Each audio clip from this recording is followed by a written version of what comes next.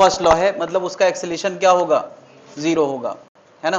तो हम लोग लिखते थे sigma F X right is equal to क्या, सिग्मा एफ एक्स लेफ्ट, ठीक है। इसी तरह से sigma F Y up, sigma F Y up is equal to sigma F Y down. कुल मिलाकर ऊपर वाला नीचे वाले से और आगे वाला पीछे वाले से इक्वल करते हैं तो वो क्या होता है, फर्स्ट लॉ। और फर्स्ट लॉ में एक्सेलेरेशन क्या होता है, 0 होता है। दूसरी बात मैंने कही थी कि अगर किसी बॉडी पे आगे वाला और पीछे वाला अनबैलेंस्ड फोर्स है, सोचो यार यहाँ 50 न्यूटन लग रहा है, यहाँ 20 न्यूटन लग रहा है, 5 किलोग्राम की बॉडी है, तो जिस तरफ ज्यादा होगा उस तरफ एक्सेलेरेशन आएगा। हम लोग एफबीडी बनाते थे, बॉडी को डॉट बना के दिखाते थे, 50 आगे 20 पीछे, है ना। इफेक्ट डायग्राम, 2 डायग्राम बनाते थे, एक कॉज और दूसरा इफेक्ट, है ना। क्योंकि हॉरिजॉन्टल में फोर्स अनबैलेंस्ड है तो इसमें एक्सेलेरेशन आएगा, वर्टिकल में फोर्स बैलेंस है, mg नीचे लगेगा और mg को काउंटर करने के लिए नॉर्मल ऊपर लगेगा। तो क्या हॉरिजॉन्टल में हम न्यूटन का सेकेंड लॉ लगा सकते हैं और वर्टिकल में न्यूटन का, क्योंकि वर्टिकल में कोई एक्सेलेरेशन नहीं है तो मैं कहूंगा n बराबर क्या होगा 5g, ये ऊपर वाले नियम के हिसाब से ऊपर वाला फोर्स नीचे वाले के बराबर होगा। और हॉरिजॉन्टल में हम लगाते थे F net equal to m into a, यानी क्या 50 माइनस 20 इक्वल टू 5a, तो a इक्वल टू कितना आ जाएगा। ये स्टेप हमें हर बार याद रखना, जब भी तुम्हें फर्स्ट लॉ सेकंड लॉ भूलने लगे तो बस इतना रिकॉल कराना है, सब कुछ याद आ जाएगा, ठीक है। याद आ गया भाई लोग, ठीक। तो अभी हम लोग ने पिछली क्लास में जितने भी क्वेश्चंस किए थे वो सिंगल पार्टिकल वाले किए थे, यानी एक ही बॉडी था, एक उसमें जितने भी फोर्स लगे थे उनकी वजह से हम डिस्कशन कर रहे थे। अभी हम लोग कनेक्टेड बॉडी की बात करने वाले हैं। यहां सोचो एक 10 किलोग्राम का ब्लॉक है, एक 5 किलोग्राम का ब्लॉक है और मैंने यहां 60 न्यूटन का फोर्स लगाया है। ये परफेक्ट स्मूथ सरफेस, अगर कोई कुछ ना बोले तो अपने मन से यही मानना है कि परफेक्ट स्मूथ सरफेस है। मैंने यार इसमें 60 न्यूटन का फोर्स लगाया है, तो बताओ आगे वाले के अंदर A1 कितना आएगा, पीछे वाले के अंदर A2 कितना आएगा।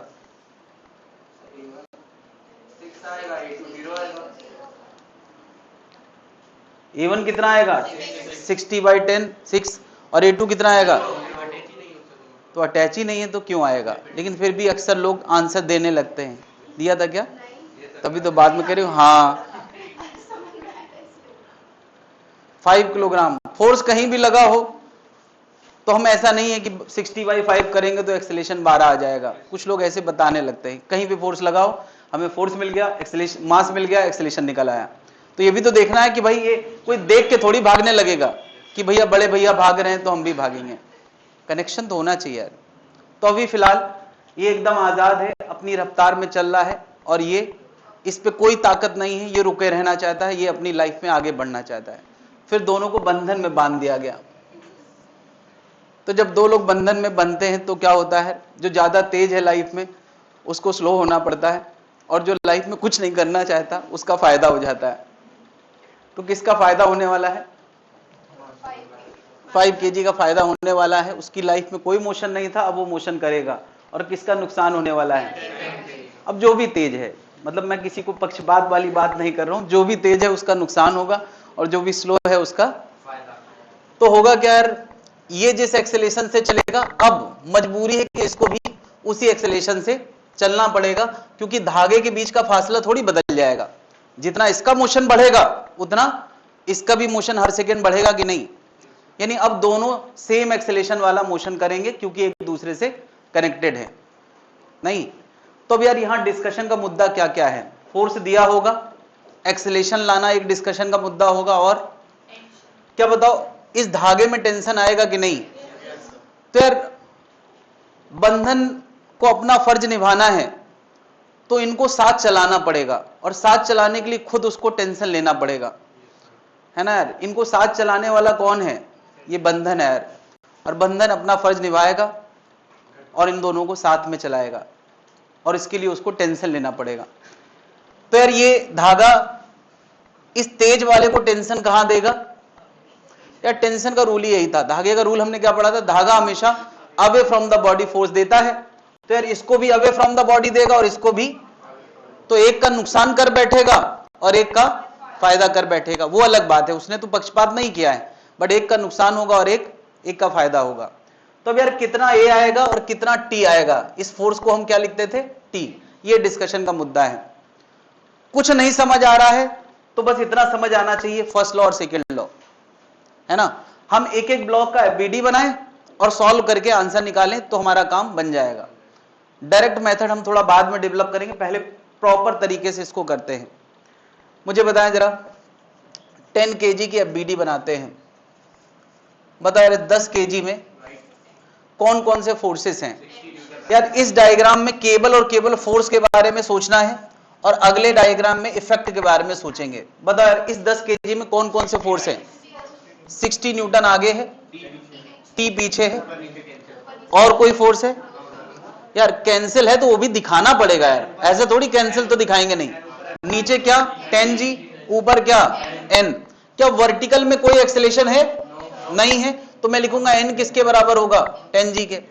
हॉरिजॉन्टल में 60 और t में कौन ज्यादा होगा, कैसे पता, अगर पूरा सिस्टम आगे जाने वाला है तो ये भी आगे जाने वाला है और आगे एक्सेलेरेट करने वाला है, तो इसका मतलब 60 और t में कौन ज्यादा होगा। तो न्यूटन का सेकेंड लॉ क्या कहता है, F net equal to M A लगाओ, किससे किसको घटाना होता है, ज्यादा वाला माइनस कम वाला इक्वल टू क्या, एम इंटू ए। हमने यार इस ब्लॉक के लिए एफबीडी और इक्वेशन बना दिया है, नहीं तो बताओ इसके लिए क्या। 5 kg की बॉडी में कौन कौन से फोर्सेस हैं, 5g नीचे, नॉर्मल ऊपर, और n बराबर 5g, कौन से लॉ से, फर्स्ट लॉ से। आगे t पीछे कुछ नहीं, ये भी सोचना होता है कि कुछ नहीं लग रहा है आगे पीछे, आगे टी पीछे कुछ नहीं, तो न्यूटन का सेकेंड लॉ फिर से लगाते हैं। हॉरिजॉन्टल में t minus 0 equal to 5 into a. क्या यार ये दो इक्वेशन है और t और a दो अननोन है, सॉल्व करके हम t और a निकाल सकते हैं। सॉल्व करने का भी बिल्कुल सेट तरीका है, ऊपर नीचे लिखो, ऐड कर दो, t से t गया तो a इक्वल टू आएगा 60/15, दैट इज 4 मीटर पर सेकंड स्क्वायर, और a उठा के यहां रख दो तो कितना आ गया, 20 न्यूटन। ये प्रॉपर स्टेप्स है इसको करने के। तो अगर प्रॉपर स्टेप समझ में आ गए हैं तो मैं एक और क्वेश्चन दे रहा हूं, पहले इसको नोट करें और अगला क्वेश्चन पूरा खुद से करके दिखाएंगे।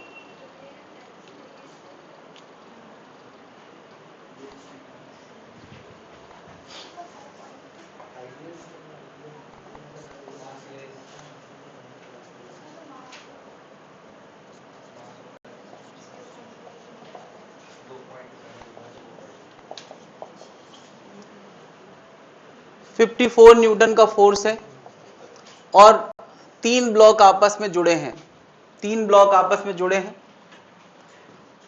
ठीक है।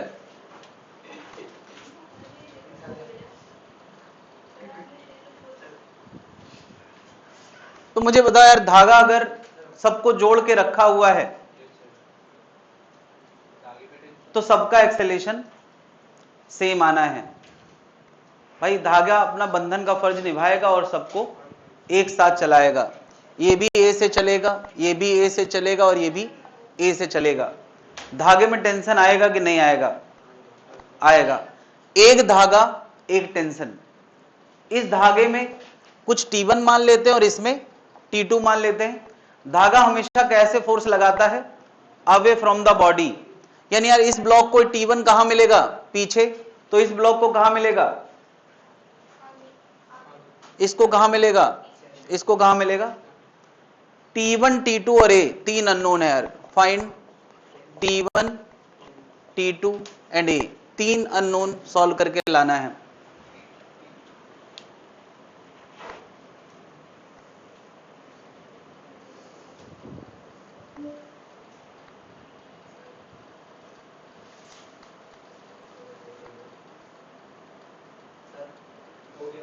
हो गया यार, बहुत बढ़िया।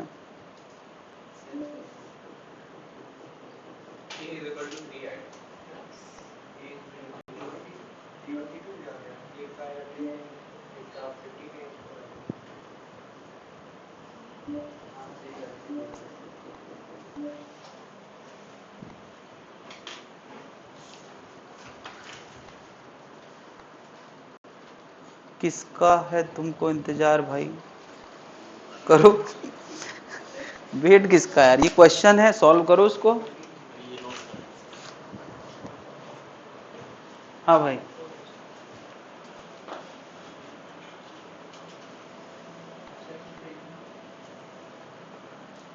ठीक। जैसे स्टेप मैंने करे हैं, मैं पूरे स्टेप और FBD सब कुछ देखना चाहता हूँ। FBD तुमने गायब कर रखी है।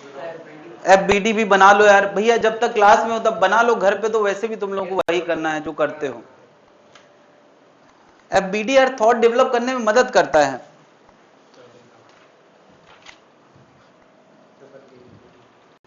ये किसका हुआ इधर? डर लग रहा है क्या उसमें करंट ना लग जाए?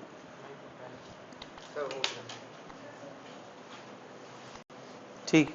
T1 T2 लाओ। T2 कहाँ है? हाँ 10A लिखा है।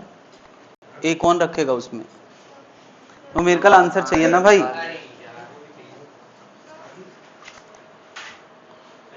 T2 A3 आया ना, तो 15 इंटू 3 कितना होता है? ठीक ठीक ठीक, गुड, बढ़िया।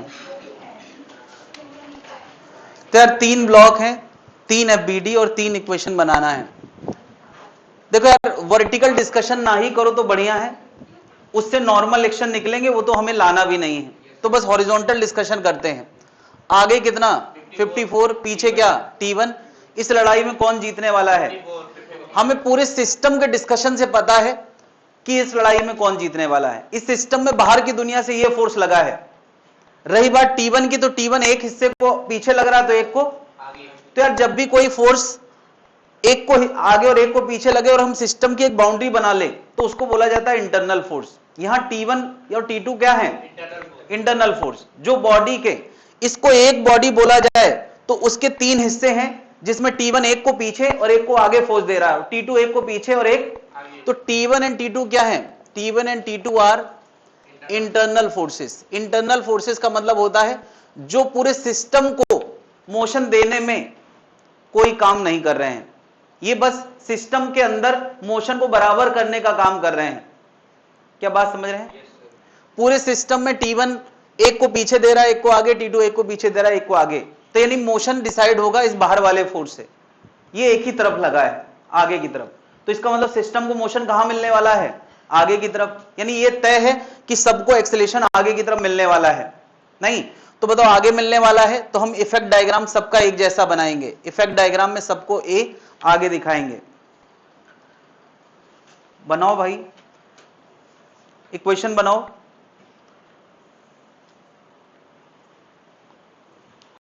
सबने, कितने लोगों ने बना ली हैं इक्वेशंस? कितने लोगों के आंसर्स आ गए हैं? हाथ उठाए।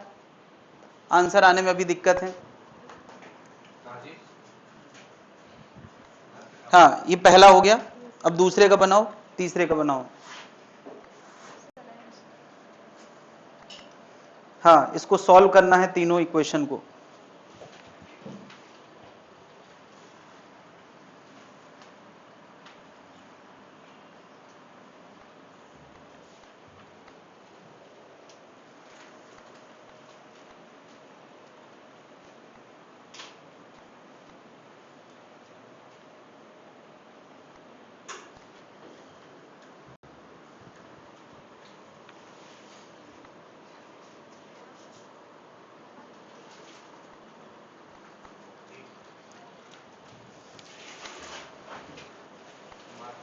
सब में एक्सेलेरेशन ए का राइट आने वाला है, सबका एक्सेलेरेशन ए राइट आने वाला है, तो सबका इफेक्ट डायग्राम बिल्कुल एक जैसा है। बस हमें सोचना है कॉज के बारे में। तो यार इसमें 54 आगे T1 पीछे, इक्वेशन क्या बनेगी? 54 minus T1 equal to 3a। यही न्यूटन का सेकेंड लॉ है, F net equal to ma। फिर बता इस वाली बॉडी पे T1 आगे T2 पीछे, तो इक्वेशन क्या बनेगी? T1 minus T2 equal to 5a। बता इस वाले बॉडी में T2 आगे पीछे कुछ नहीं, तो इक्वेशन बनेगी T2 minus 0 equal to 10a। तीन इक्वेशन T1 T2 और ये तीन अननोन सॉल्व करके आंसर निकालना। अगर सीधे रखेंगे तो आंसर निकालना आसान होगा। देखो T1 से T1 कटा, T2 से T2, 54 इक्वल टू कितना आ गया? 18a। तो a इक्वल टू कितना आ गया? 3 मीटर पर सेकेंड स्क्वायर। कितने लोग आ गया यार a का आंसर? और अब हम a वापस रखते हैं।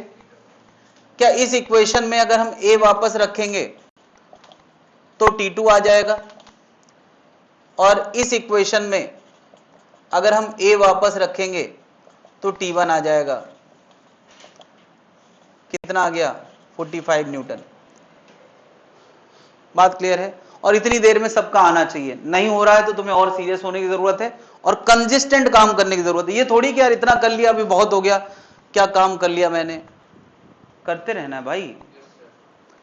इतनी बात क्लियर है? तो ये तो हो गया यार कि हम लोगों ने प्रॉपर एफबीडी बना के काम किया है, लेकिन हमारे पास एग्जाम में इतना टाइम बर्बाद करने का टाइम नहीं होता है, तो हम लोग इसको क्या डायरेक्ट भी कर सकते हैं? बिल्कुल डायरेक्ट कर सकते हैं। हम पूरे सिस्टम को अगर एक यूनिट की तरह देखें, जरा यहां देखें, इधर ध्यान दें। क्या 10 और 5 15 किलोग्राम का सिस्टम है जिसमें T इंटरनल है, तो इस 15 किलोग्राम के सिस्टम को चलाने वाला कौन है? 60 न्यूटन। तो 60 न्यूटन बोले तो जो 1 किलोग्राम को 60 का एक्सेलेरेशन दे सकता है, तो 15 किलोग्राम को कितना एक्सेलेरेशन देगा? 60/15। अरे क्या हम ये मन में नहीं कर सकते? 60/15 कितना आएगा? 4। क्या 4 एक्सेलेरेशन आया था कि नहीं? ये तो कुछ चीजें ऐसे करी जा सकती। दूसरी बात, क्या बताओ ये धागा जो टेंशन दे रहा है उसी की वजह से तो ये ब्लॉक चल रहा है। अगर ये T ना होता तो ब्लॉक ना चलता।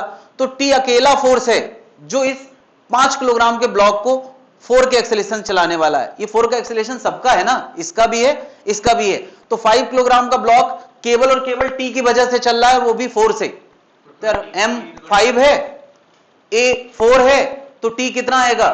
M इंटू A 20 आया है कि नहीं? हम चाहे तो बिना पेन चलाए भी इस क्वेश्चन को कर सकते हैं, बट अभी हमें यह भी एश्योर करना है कि आगे की कहानी हम हैंडल कर पाए, बड़े क्वेश्चन हैंडल कर पाए, तो ये करते रहना है, क्लास में एफबीडी करते रहना है। क्या ये बात इसके लिए भी लगाओ जरा, पूरे सिस्टम को एक यूनिट की तरह सोचे। तो ये इधर ध्यान दें, पूरा सिस्टम कितना मास रखता है? 18। 54 न्यूटन का फोर्स है और 18 मास को चला रहा है, सबको साथ साथ चला रहा है एक एक्सेलरेशन से। तो F बराबर 18 इंटू A लगाओ तो A कितना आ जाएगा? 54/18 मतलब कितना? 3।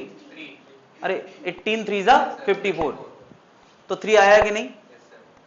अब यार ठीक है, ए आ गया, अगर कोई पूछे T1 कितना है, तो तुम इतनी बॉडी को एक सिस्टम की तरह ट्रीट करो। अगर इन दो को सिस्टम की तरह ट्रीट करोगे तो T2 क्या हो जाएगा, इंटरनल। क्यों, एक हिस्से को पीछे दिया और एक हिस्से को आगे दिया है, तो इसको चलाने वाला कौन है?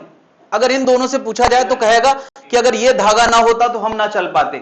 क्या T1 ना होता तो ये दोनों ना चल पाते? यानी T1 ही इन दोनों को, यानी 15 किलोग्राम को कितने से चला रहा है, 3 से चला रहा है। अरे 15 किलोग्राम को, यानी m बराबर 15 को a बराबर 3 से चलाने वाला कौन है, ये T1। तो T1 कितना आएगा, 15 इंटू 3 यानी कितना, 45। क्या बात समझ पा रहे हैं?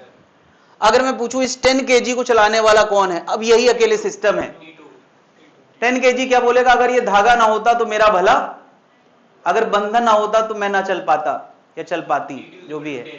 तो T2 कितना आएगा, बात समझ रहा है, 10 इंटू 3 तो 30। क्या इसको भी हम बिना पेन चलाए कर सकते हैं, बट अभी पेन चलाते रहना है जब तक एकदम मजबूती ना आ जाए। क्या इतनी बात क्लियर है? तो यहां पर यार दोनों को कनेक्ट करने वाला कौन था, टेंशन था। धागे ने टेंशन में आके दोनों को साथ में चलाया है, ठीक है। यहां दोनों को साथ में चलाने वाला, एक मिनट, दोनों को यार ऐसे रख दिया गया, एक दूसरे से सटा के रखा गया है, 60 न्यूटन का फोर्स लगाया गया है। तो बताओ यार A1 A2 क्या आएगा,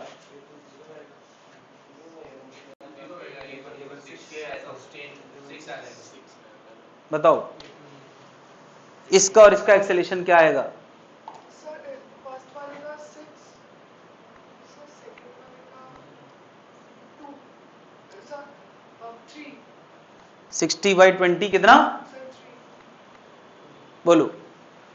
पहले वाले का 60/10 मतलब 6, और दूसरे वाले का, तो बात आती दूसरा वाला क्यों चलेगा, कोई वजह है? अरे रखा है, इसको ताकत मिली है तो ये निकल लेगा, इसके साथ इसका कोई टाइप थोड़ी है। तो ये भी तो देखना हमारी जिम्मेदारी है ना, कि इनका कोई कनेक्शन है क्या, और ना ये इसके रास्ते में।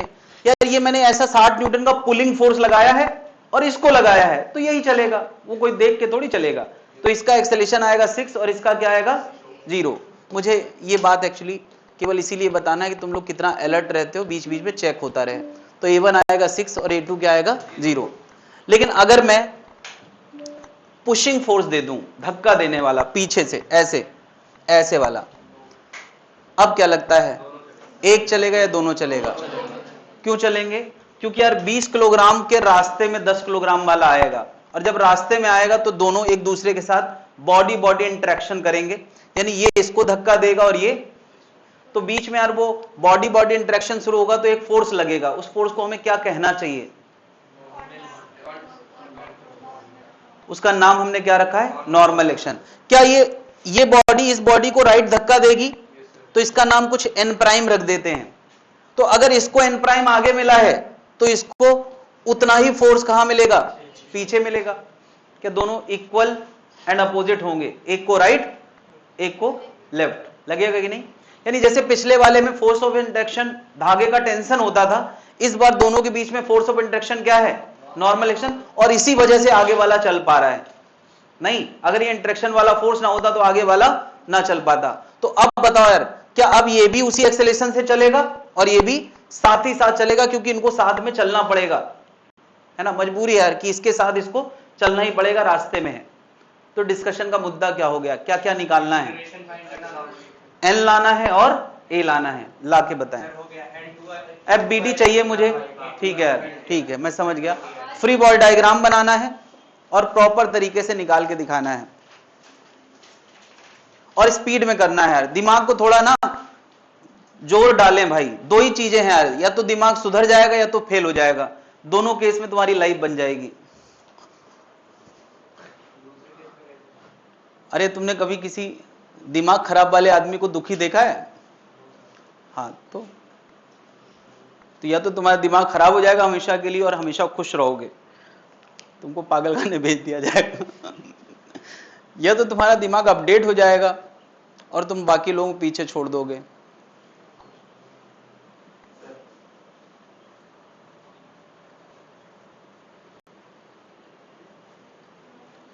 तो यार प्रॉपर एफबीडी चाहिए मुझे, मैं थोड़ी सी मदद कर देता हूं। ऐसे लिखना है एफबीडी ऑफ 10 kg, और 10 kg में ऐसे क्रॉस बनाना है, एक कॉज डायग्राम जहां फोर्स दिखाओगे, एक इफेक्ट डायग्राम जहां एक्सेलेरेशन दिखाओगे। नहीं, एक्सेलेरेशन पता है, राइट है। फिर इसी तरह से तुम लिखोगे यार एफबीडी ऑफ 20 kg, फिर यार उसमें ऐसा क्रॉस बनाओगे डॉक्टर वाला, ये डॉक्टर वाला क्रॉस है, इसकी आदत तुम्हें अभी से डालना चाहिए। फिर कार में चिपकवाना, फिर बिल्डिंग में, अपने घर की बिल्डिंग में चिपकवाना, ठीक है। पहले एफबीडी बनाने में चिपकाओ, हो गया। एक की बना दी, दो की बना दी, क्या करेंगे? ठीक एफबीडी इफेक्ट ठीक, FBD इफेक्ट सही आंसर ही रहा। आंसर पहले निकाल लिया है, ठीक।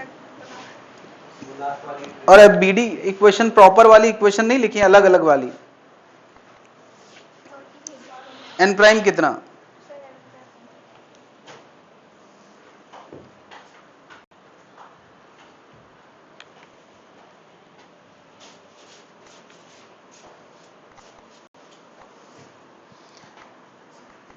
प्रॉपर स्टेप इसलिए जरूरी है कि तुम अपने बेसिक से ज्यादा इधर उधर ना चले जाओ।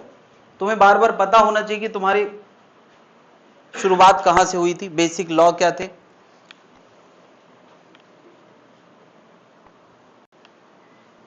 और किसी का हुआ?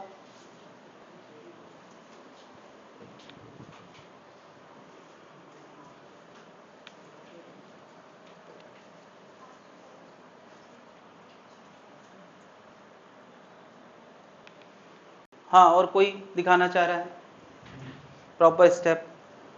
बुलाओ यार, बुला नहीं रहे हो।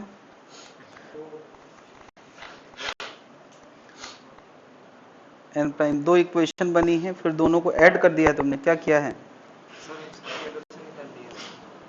अच्छा, ये एक्सेलेरेशन डायरेक्ट निकाल दिया और एक इक्वेशन से तुमने आंसर निकाल दिया, ठीक है।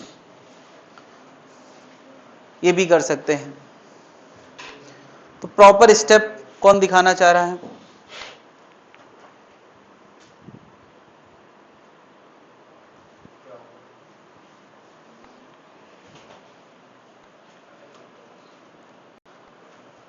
शॉर्टकट पे काम चल रहा है। एफबीडी नहीं बनाया है ना यार, पता नहीं यार, उतना ही टाइम लगता है यार एफबीडी बनाते। एफबीडी बनाया है और दो इक्वेशन लिखी है, देखो उतना ही टाइम लगता है। ए नहीं निकाला है, ए आ गया है, ठीक। 60/30 कितना आएगा?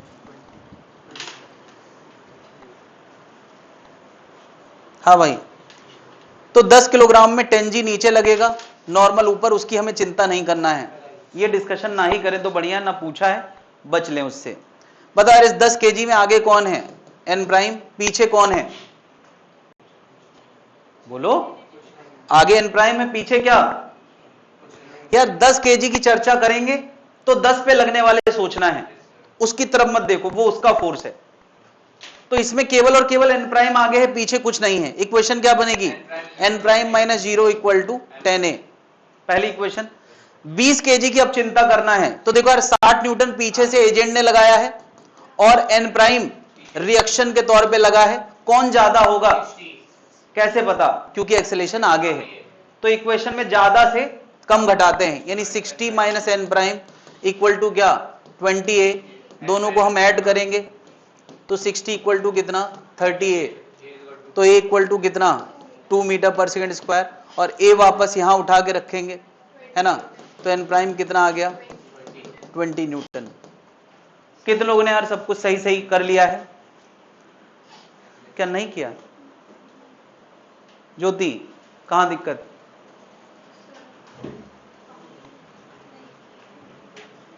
क्या दिक्कत थी? ये इक्वेशन ऐसे नहीं बनाई।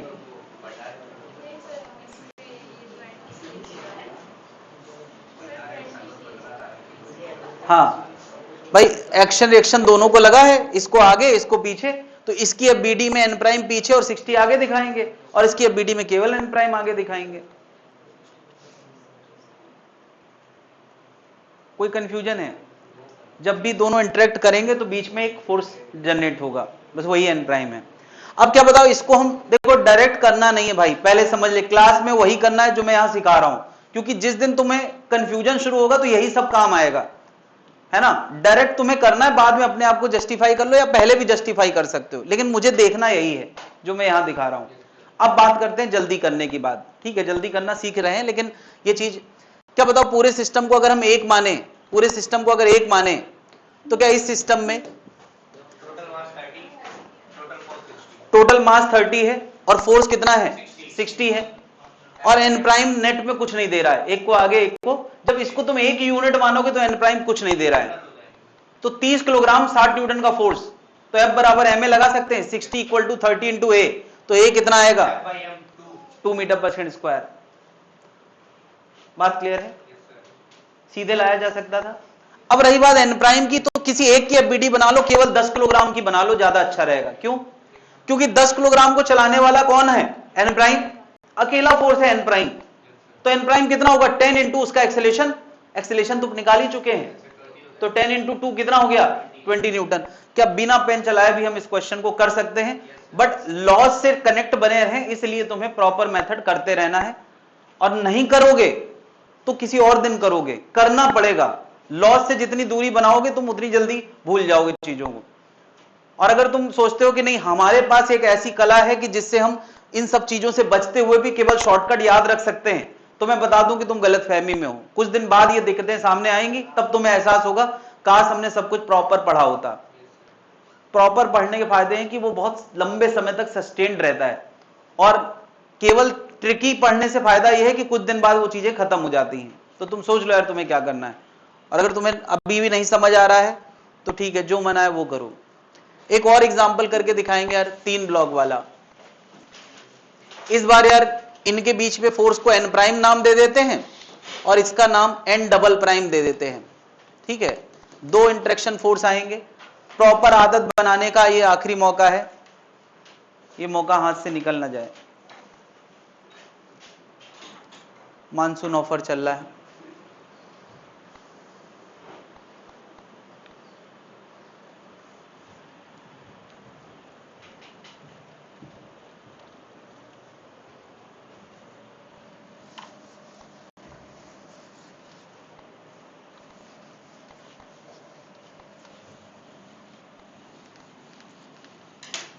प्रॉपर स्टेप करने की कोशिश करें, उसके बाद सोचें कि हम इसको डायरेक्ट कैसे कर सकते थे, और फिर घर पे या टेस्ट पे और एग्जाम में डायरेक्ट करें, कोई दिक्कत नहीं मुझे।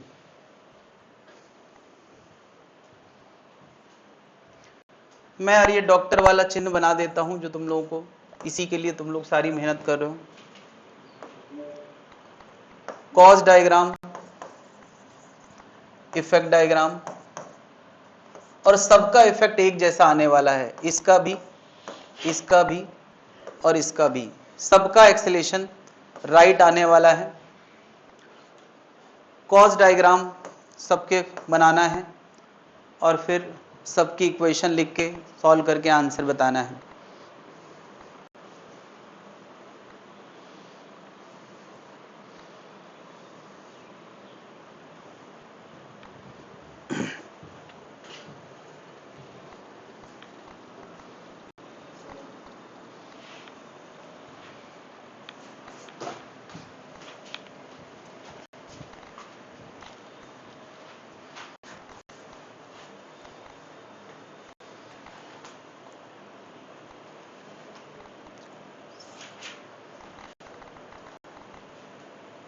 यहाँ से n प्राइम इसमें रख दिया मैंने, n डबल प्राइम आ गया वो इसमें रख दिया था। ठीक ठीक,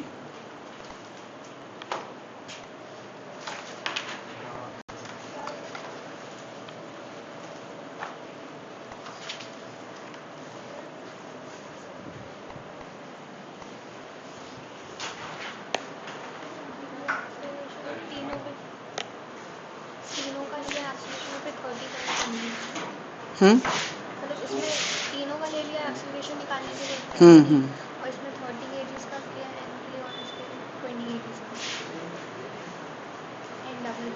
ठीक।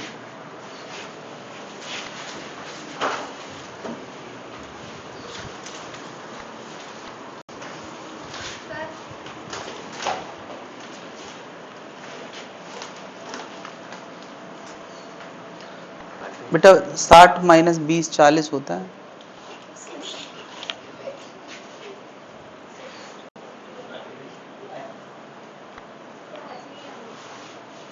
एक का नाम n डबल प्राइम रखा है, दोनों एक जैसा मत बनाओ वरना 0 बराबर 10 आ जाएगा।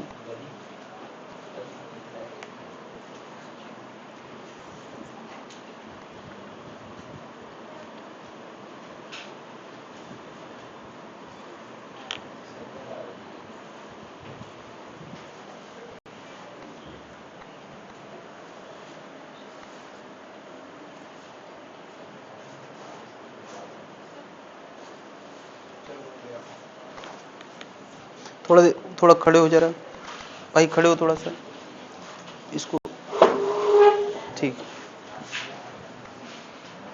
ठीक। हाँ भाई,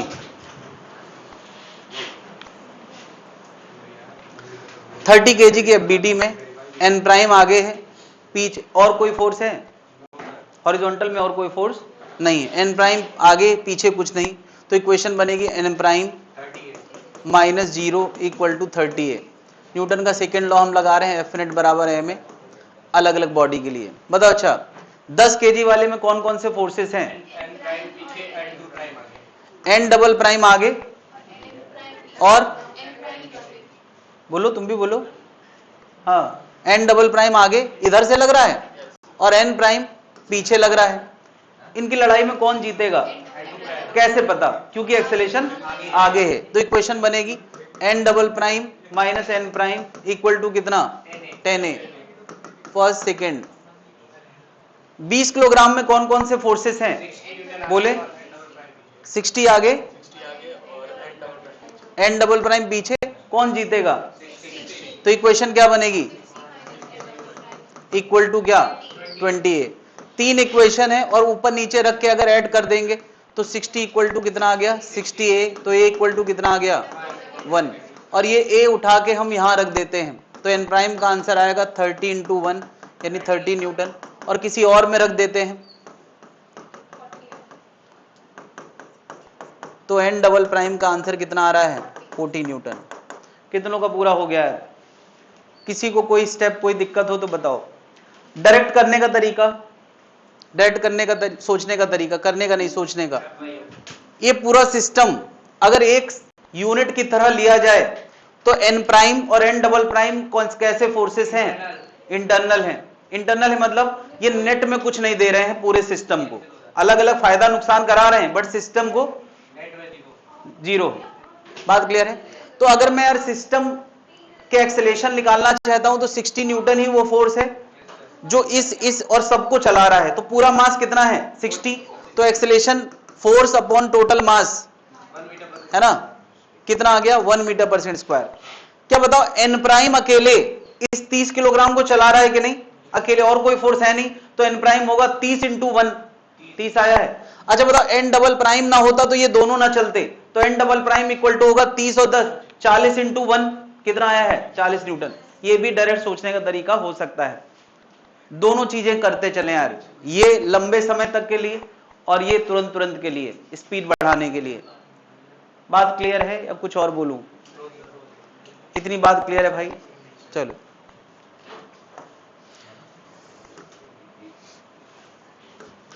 थोड़ा सा फर्स्ट लॉ पे आ जाते हैं। ये 2 ब्लॉक्स है,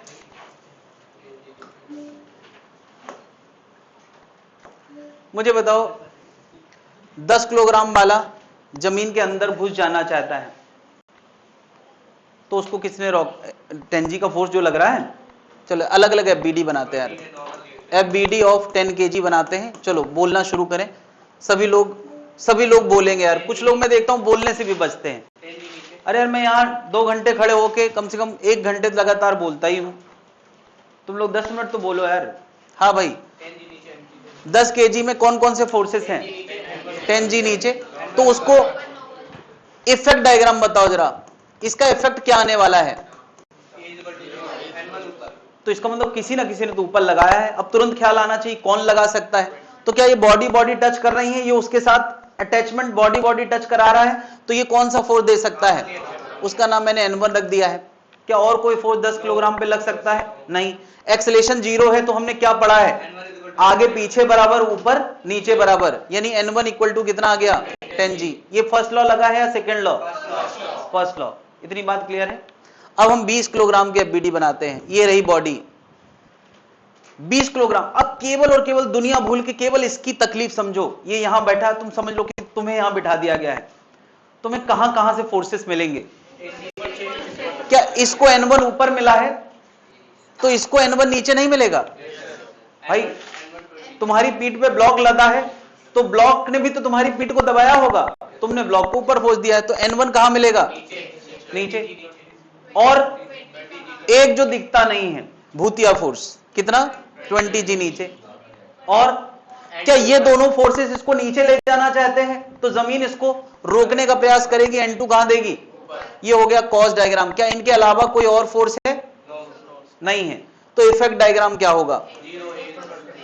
क्या इफेक्ट में हम दिखाएंगे कोई एक्सेलेरेशन नहीं। अरे इतना तो हमें पता है, टेबल पे रखा हुआ ऐसा ब्लॉक चलता थोड़ी है। तो अब बता इक्वेशन क्या बनेगी?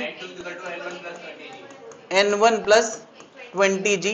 N1 का आंसर ऊपर देखेंगे 10G प्लस 20G, तो कितना आ गया यार 30G। और ये आना भी चाहिए, तुम इसको कंबाइंड करके सोचो तो N2 ही तो एक्सटर्नल है और वो 30G के बराबर जस्टिफाइड है। तो एज ऑलवेज मैंने यार 2 ब्लॉक वाला क्वेश्चन खुद करा दिया है और 3 ब्लॉक वाला तुम करके दिखाओगे। इस बार कितने नॉर्मल एक्शन आने वाले हैं? N1, N2 और N3।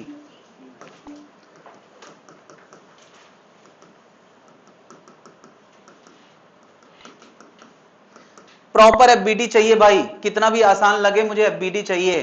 तुम्हारे मन का भाव मैं एफबीडी में देख पाऊंगा।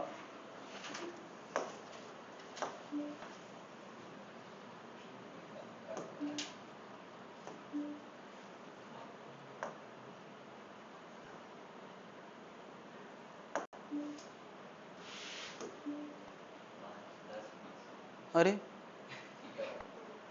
उड़ गया, कोई बात नहीं, तुम लोग यार अपना काम करते रहो, मैं दोबारा कर देता हूं।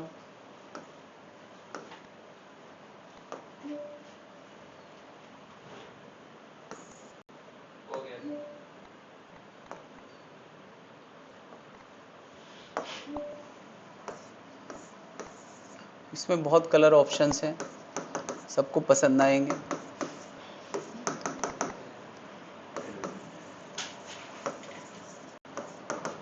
तो पहला आंसर आया है N1 इक्वल टू 10G।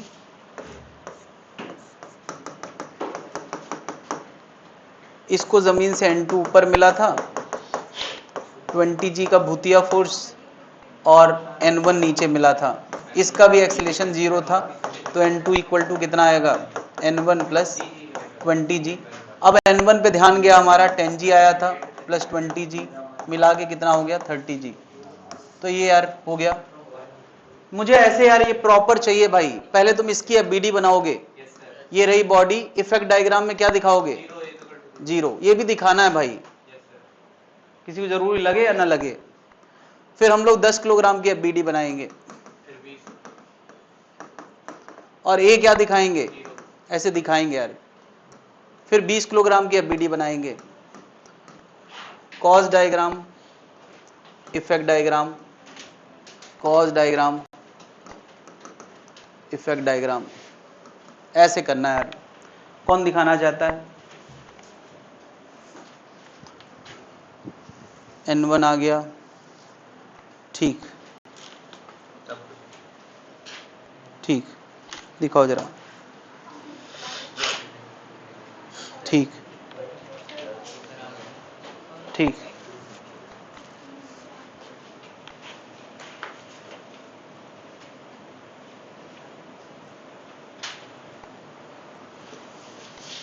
ठीक है, सही है। N1 आ गया, N2 आ गया, N3 आ गया।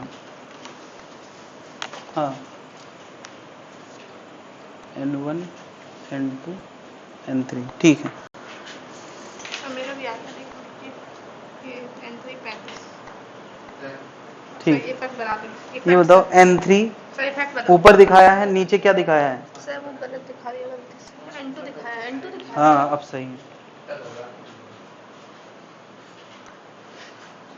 ये बताओ। अरे क्या 50 कर ली? नहीं नहीं भाई रुको, इसको N1 ऊपर मिला था तो इसको क्या मिलेगा नीचे? N1 ना, तो तुमने 10G क्यों दिखाया है भाई? N1 ही दिखाना और अगली लाइन में लिखना है कि N1 10G है, नहीं वो 5G N1 है, ये इसके लिए था, वो 10G तो उसका था तो MG। उसको N1 दिखाओ, इसलिए कि ऐसा कभी कभी क्वेश्चन में होगा कि इस N का आंसर वेट के बराबर नहीं आएगा, तो हम ऐसी आदत बनाए जो भविष्य में काम आए। तो हम क्या लिखेंगे? N2 equal to N1 plus 10G, है ना, और अगली लाइन में लिखेंगे कि हाँ N1 5G है, ये 10G है, तो 50। ये क्यों मैं बता रहा हूं, पता है क्यों?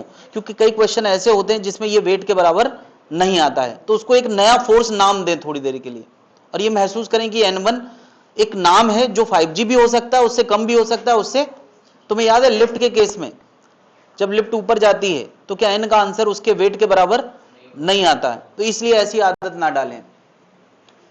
हाँ दिखा जरा, थर्ड वाली एफबीडी बताओ, 20 किलोग्राम को इसने N2 ऊपर दिया था तो इसको N2 नीचे मिलेगा, ये N1 कहां से आ गया?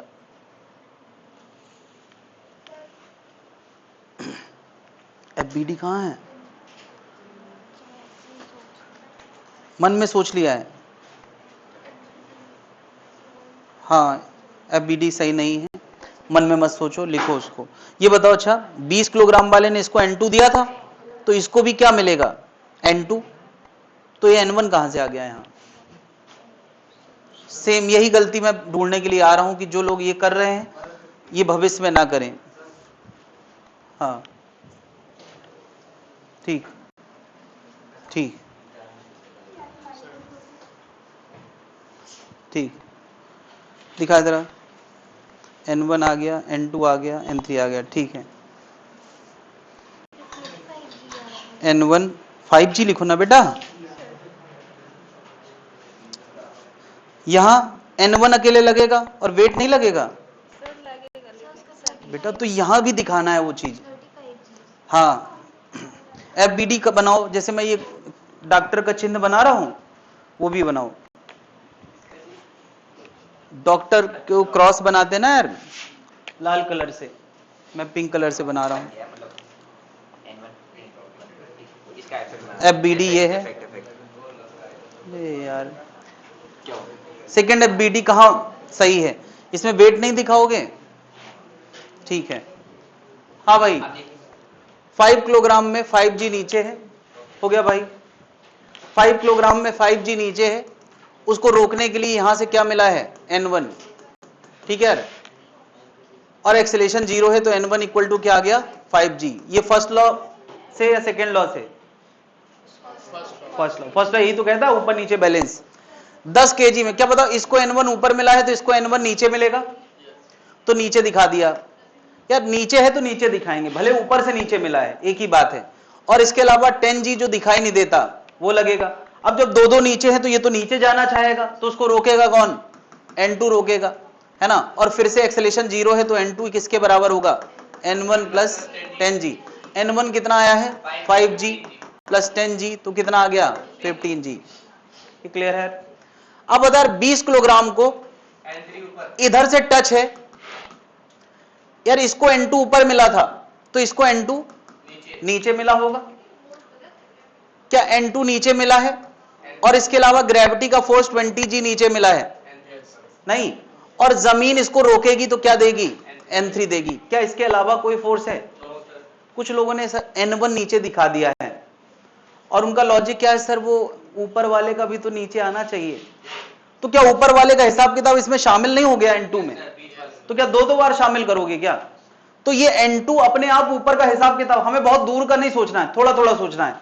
क्या इस 20 किलोग्राम को यहां N2 मिला है, वो चाहे जो कुछ हो, एक बार N2 लिखो और अगली लाइन में उसको क्लियर कर दो कि वो है कितना। तो बताओ N3 का आंसर कितना आ गया? N2 plus 20G। N2 कितना आया है? 15G, 20G मिला के कितना हो गया? 35G। G रखना चाहे तो 10 होता है, 350 न्यूटन आ जाएगा। कितने लोगों ने यार मुझसे पहले सही सलामत कर लिया है? प्रॉपर एफबीडी के साथ। क्या इतनी बात क्लियर है या कुछ और बोला जाए? ठीक, नोट कर लिया है? कुछ रह गया है? कॉज इफेक्ट, इफेक्ट दिखाओ a बराबर 0 सब जगह।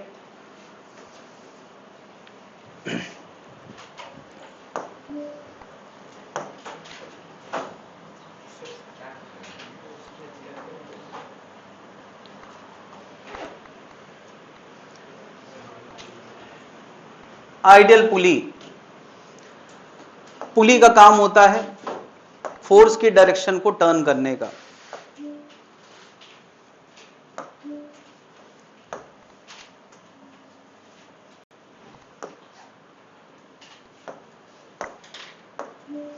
हम लोगों ने यार ऐसा पुली कभी ना कभी देखा है जिसके दोनों किनारों में ऐसे धागे के जरिए, जनरली हम लोगों को कुएं के पास ये पुली देखने को मिलती है, और कहीं देखिए क्या, मशीनरी वगैरह में कहीं देखने को मिल सकती है।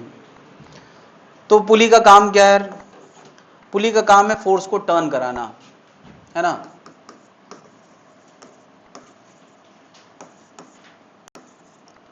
जरूरी क्यों है? क्योंकि अगर कोई इंसान कुएं से पानी भरने गया है और ऐसे भर रहा है, तो बताओ उस इंसान को धागा जो फोर्स लगाएगा वो कहां की तरफ लगाएगा? धागा हमेशा away from the body force लगाता है, बाल्टी को ऊपर लगाएगा और इंसान को नीचे। और किसी दिन बाल्टी फंस गई तो धागे का टेंशन बढ़ जाएगा और उसके बाद घर वालों का टेंशन बढ़ जाएगा। क्यों? क्योंकि इंसान पानी में चला जाएगा। ठीक है, तो इसका समाधान क्या है? इसका समाधान है कि एक पुली लगाओ और उस बकेट को पुली के जरिए यहां खड़े होके चैन से खींचो। नहीं, अब यार ऐसे में अगर यहां पुली लगी है, ऑब्वियसली पुली यार कुएं से कनेक्टेड होगी। अब कोई ये ना कहना सर घर कैसे जाएगा, बगल में रास्ता है। हाँ भाई, तो अब इस केस में ये धागे पे फोर्स कहां लगाएगा इंसान? नीचे। धागा इसको कहां लगाएगा? ऊपर। धागा तो अवे फ्रॉम द बॉडी लगाएगा, लेकिन ऊपर में कोई खतरा है क्या? अरे भाई ज्यादा ताकत हो तो तुम जमीन से थोड़ा कुछ इंच ऊपर उठोगे, फिर जमीनी में आ जाओगे, एकदम ऊपर तो नहीं जाओगे। नहीं, और उसमें खतरा था कि तुम एकदम ऊपर जा सकते थे, तो ये सुरक्षित है। इससे हमने क्या किया कि फोर्स हमने नीचे लगाया है ना, और बकेट को अब भी ऊपर मिल रहा है। पिछली बार क्या हम ऊपर लगा रहे थे तब बकेट को ऊपर मिल रहा था, तो इसने पुली ने क्या किया, फोर्स की डायरेक्शन को टर्न कर दिया। जिस फोर्स को हमें ऊपर लगाना पड़ रहा था, अब हम उस फोर्स को कहां लगा रहे हैं? नीचे। हम नीचे लगा रहे हैं और धागा ऊपर लगा रहे हैं। क्या बात समझ रहे हैं? तो पुली के जरिए हम ये काम कर ले जाते हैं। पुली जरूरी चीज है। खैर, पुली के और भी बहुत सारे फायदे हैं, बट हमें बहुत ज्यादा फायदे नहीं पढ़ना है, जितना आता है उतनी ही बात करना है। तो यहां मैंने यार 200 किलोग्राम के ब्लॉक के साथ 2 किलोग्राम का ब्लॉक ऐसे लटका दिया है। 200 और बड़ा होगा, ये काफी छोटा दिखाया मैंने, और 2 बहुत छोटा होगा इसके सामने। ये परफेक्ट स्मूथ सरफेस है। मुझे बताओ क्या लगता है कि इस केस में ये आइडियल पुली है। आइडियल पुली का मतलब इतनी स्मूथ कि धागा घूमे तो घूमे, पुली ना घूमे, इतनी स्मूथ है ना। परफेक्ट स्मूथ पुली होती है जब तो धागा धागा एक दूसरे को इस तरह से इंटरेक्ट करते हैं कि पुली से उसका कोई साइड वाइज कनेक्शन नहीं होता, कोई फ्रिक्शन नहीं होता, और जो टेंशन यहां होता है वही टेंशन यहां आता है। आइडियल पुली में धागे के दोनों तरफ का टेंशन हमेशा सेम रहता है, एक ही धागा तो एक ही टेंशन। जब हम कभी रोटेशन मोशन पढ़ेंगे तब रियल पुली की बात करेंगे, उस केस में दोनों के टेंशन सेम नहीं होंगे। अभी फिलहाल क्या मानना है? सेम रहेंगे। तो मैंने यार 2 किलोग्राम को एक पुली के जरिए 200 किलोग्राम से जोड़ा है। क्या लगता है मोशन आएगा या नहीं आएगा? मेरा क्वेश्चन है क्या लगता है? क्या लगता है मोशन आएगा कि नहीं आएगा? 200 किलोग्राम का इतना भारी मास, क्या उसको 2 किलोग्राम खींच सकता है? तो ऐसा है ना कि हम लोग भावनाओं में ना जाएं, हम प्रॉपर मेथड लगाएं। मेथड क्या?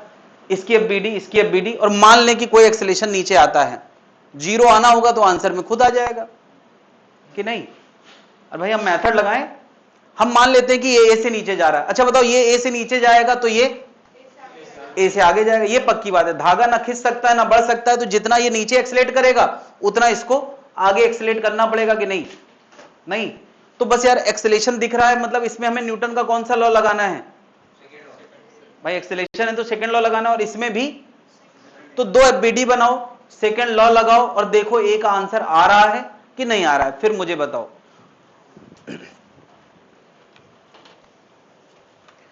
अपने आप से अपने जवाब ढूंढने की कोशिश करें। बस हमें लॉ आते हैं, ये दो लॉ यहां लिख रखे हैं मैंने, बस इन्हीं से सब कुछ डिस्कवर कर रहे हैं हम लोग एक एक करके। पूरा टॉपिक हमें खुद ही डिस्कवर करना है।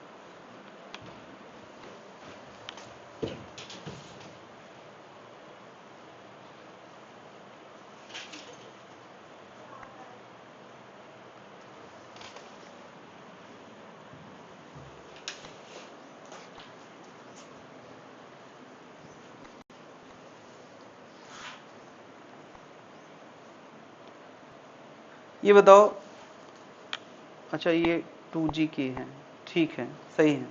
ए आ गया, टी आ गया, ठीक है, इसका मतलब 0 नहीं आ रहा है।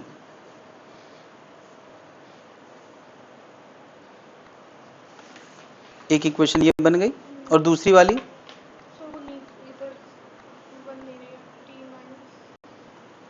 माइनस क्या अगर t माइनस कोई फोर्स लग नहीं रही है तो 0 आ जाएगा। लिखो उसको। 200 into 8। हाँ, अब दोनों को सॉल्व करो, बिल्कुल सही है। अपने जवाब खुद से ढूंढना जिस दिन सीख जाओगे उस दिन आधा काम हो जाएगा। ये तुम्हारे एक टॉपिक के लिए नहीं, पूरी फिजिक्स के लिए जरूरी है कि हम लिमिटेड रिसोर्सेज से ज्यादा आउटकम निकालना सीखें। ये बताओ बेटा, ए इधर है तो 202 इसके डिवाइड में जाएगा या ऊपर चढ़ जाएगा? ये कौन सी मैथ्स है?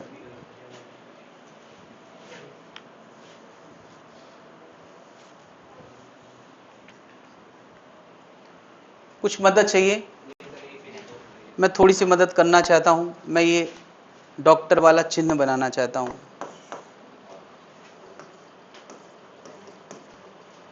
और कुछ? इसको कॉज बोलते हैं, इसको इफेक्ट बोलते हैं। ये मैंने यार डॉक्टर राइटिंग में लिखा है कॉज।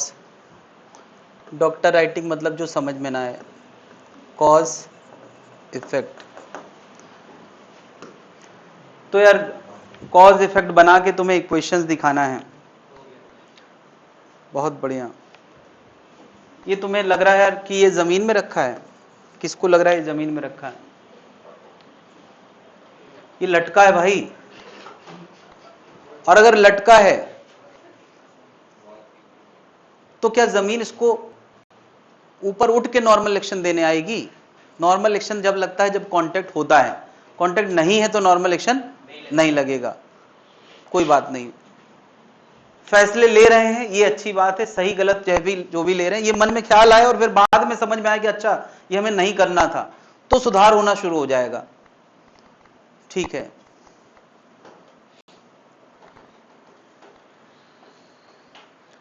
और सुनाओ, कुछ करो यार, इक्वेशन बनाओ, इक्वेशन बनाओ इसकी। भाई क्या लॉ क्या कहता है? या तो फर्स्ट लॉ लगाना है या तो सेकंड लॉ। यहां फर्स्ट लॉ लगेगा और यहां तो लगाओ उसको, किसने रोका है?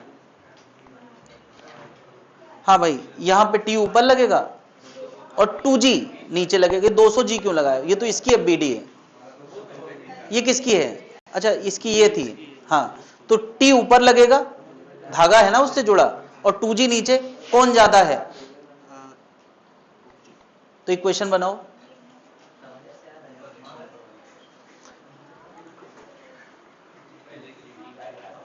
कौन ज्यादा है बताओ? अच्छा कौन ज्यादा होगा? ना आगे कोई फोर्स है ना पीछे है, उसकी चिंता ही मत करो। 2G और टी में कौन ज्यादा होगा? कैसे पता? अच्छा बताओ, अगर मोशन आएगा तो ये पक्का है कि ये नीचे एक्सेलेरेट करेगा और ये आगे। तो मुझे बताओ, इस 2 kg में लगेगा 2G का ग्रेविटी, और धागा क्या देगा? टी का ऊपर। 2G और टी में कौन ज्यादा है? यार ये फैसला अब तक लेना चाहिए। मैं इतनी देर से बात कर रहा हूं, जिस तरफ एक्सेलेरेशन है वही ज्यादा होगा। यार इधर आओ वापस, इधर देखो क्या लिखा है, 50 आगे 20 पीछे, तो एक्सेलेरेशन कहां आएगा? आगे। तो हमने 50 माइनस 20 किया है कि नहीं? यहां क्या करेंगे? 2g नीचे t ऊपर, एक्सेलेरेशन नीचे है, तो हमें एक्सेलेरेशन से पता चल रहा है 2g ज्यादा है, भले t हमें पता नहीं है, लेकिन हम इतना पक्का बता सकते हैं 2g ज्यादा होगा। तो इक्वेशन क्या बनेगी? हाँ बनेगी 2g minus t equal to 2a।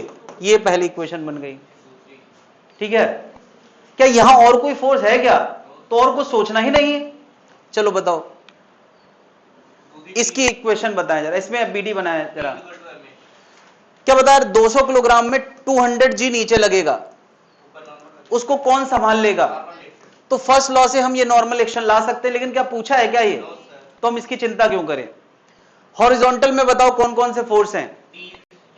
T आगे, पीछे क्या? जीरो। कौन ज्यादा होगा, टी या जीरो? अरे जीरो से तो ज्यादा ही होगा यार। इक्वेशन क्या बनेगी? T minus zero equal to 200a। क्या ये डिसीजन हमें नहीं लेना चाहिए? इतना ही है, इसके बाद सब डिसीजन ही है जो हम ले रहे हैं, वही जो लिखा है वही बार बार मैं कर रहा हूं। टी से टी गया, 2g इक्वल टू कितना? 202a। तो a इक्वल टू कितना आ गया? g बाई 101 मीटर पर सेकंड स्क्वायर। g को अगर 10 लिखना चाहे तो, यानी a का आंसर 0 नहीं आया है, और आना भी नहीं चाहिए, क्योंकि यार स्मूथ सरफेस हमने लाइफ में देखी नहीं है, इसलिए ये रियलाइज करना मुश्किल होता है।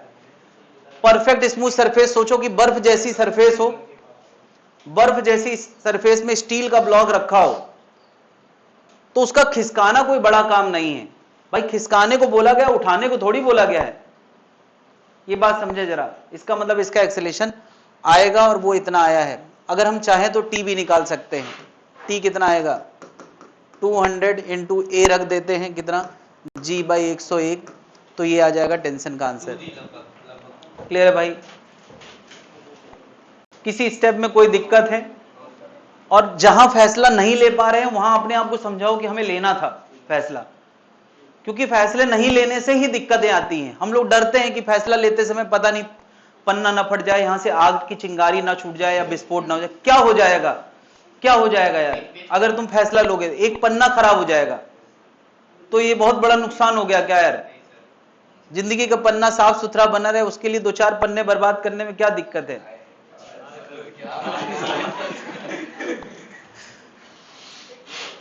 बात क्लियर है?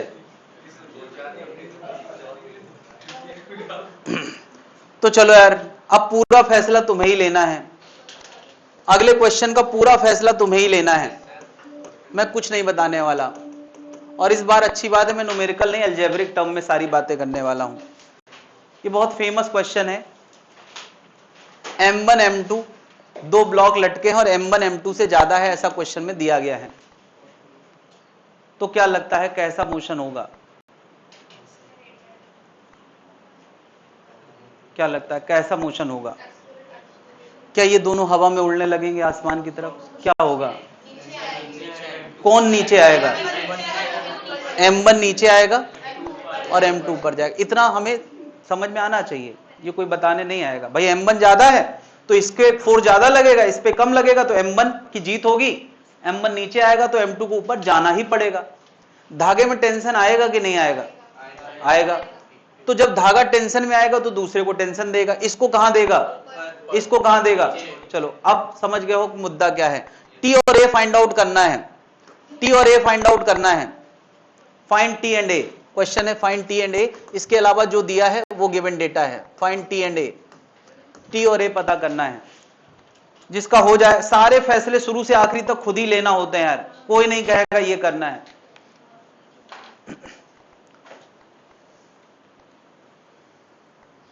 एंड तक खुद से आंसर लाएंगे तो जो कॉन्फिडेंस आएगा वही तुम्हें आगे ले जाएगा।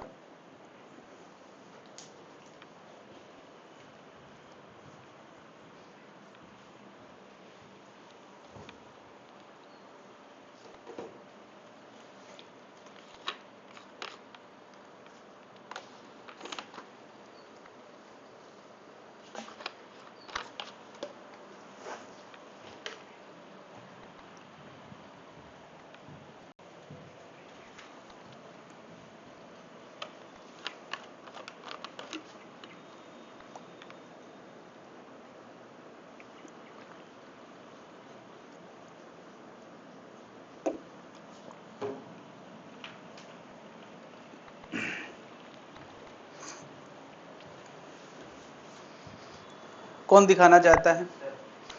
मुझे लगता है ए आ चुका है किसी का, टी आना बाकी होगा। बिल्कुल सही है, टी ले आए। बिल्कुल सही है, टी ले आए। हाँ, इसको क्या और सॉल्व कर पाएंगे? हाँ कर सकते हैं। ये प्लस का साइन यहाँ से छूट गया है तो अगली लाइन खराब होने वाली है। सही कर लें।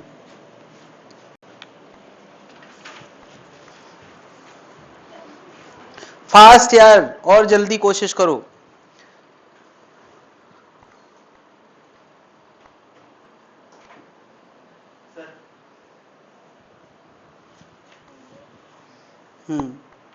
टी का आंसर लाओ। ये एम जी इस तरफ आएगा तो इसके साथ जुड़ेगा कि मल्टीप्लाई में आ जाएगा? चलो यार, मैं थोड़ी थोड़ी मदद कर दूं, नहीं तो तुम लोग फ्रस्ट्रेट हो जाओगे।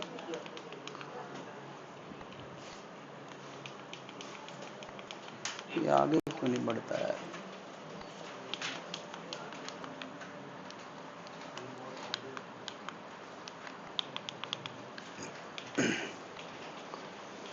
चलो यार, ये मैंने मदद कर दी है, ठीक है। ऐसा मतलब ऐसा बीडी बनाना है, कॉज डायग्राम और इफेक्ट डायग्राम। इसी तरह से इसका भी बनाना है। कोई मदद नहीं करी यार, ये मदद तो मैं बार बार कर रहा हूँ।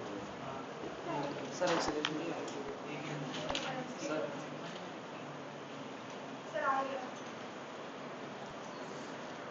हाँ, ए आ गया, ठीक है। टी लाए, वेरी गुड, बहुत बढ़िया, यही आंसर आ रहा है। आ गया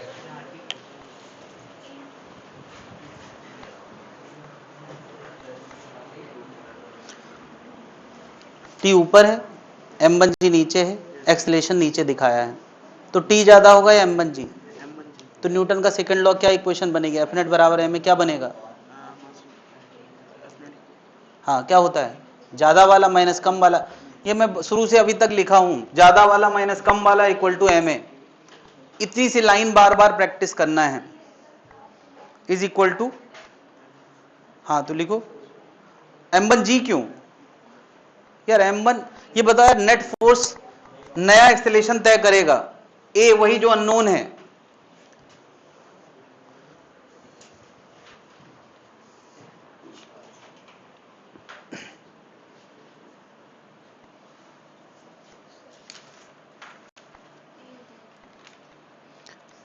इसको लगने वाला फोर्स m1 जी होगा ना बेटा, जी अकेले क्यों होगा? जी अकेले क्यों? m1 जी लगाओ, एक में m2 जी और एक में m1 जी। फोर्स तो m1 जी m2 जी होता है ना। अब मुझे बताओ, m1 जी और t में कौन ज्यादा? इफेक्ट डायग्राम नहीं बनाया बगल में, इसका एक्सेलेरेशन कहां है? m1 वाले का नीचे है, तो कौन ज्यादा? ये वाला। तो किससे किसको घटाओगे? सर इसमें से बिल्कुल सही, m1 G minus T equal to, यहां क्या करोगे? ये ऊपर है एक्सीलरेशन, तो टी ज्यादा होगा, टी में से इसको कहां घटाया तुमने? सही करो, ठीक ठीक।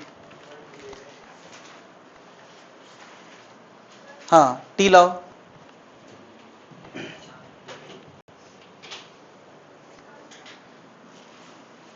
हाँ टी लाओ।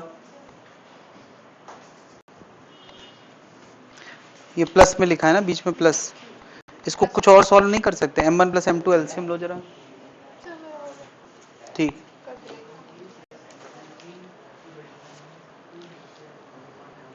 हैं। ए आया। अच्छा बताओ, अब बी डी कहाँ है?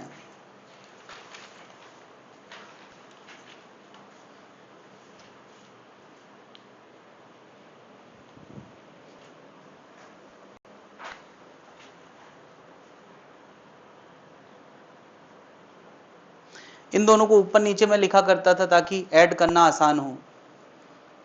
तो ऐड करो फिर, दोनों को ऐड करो।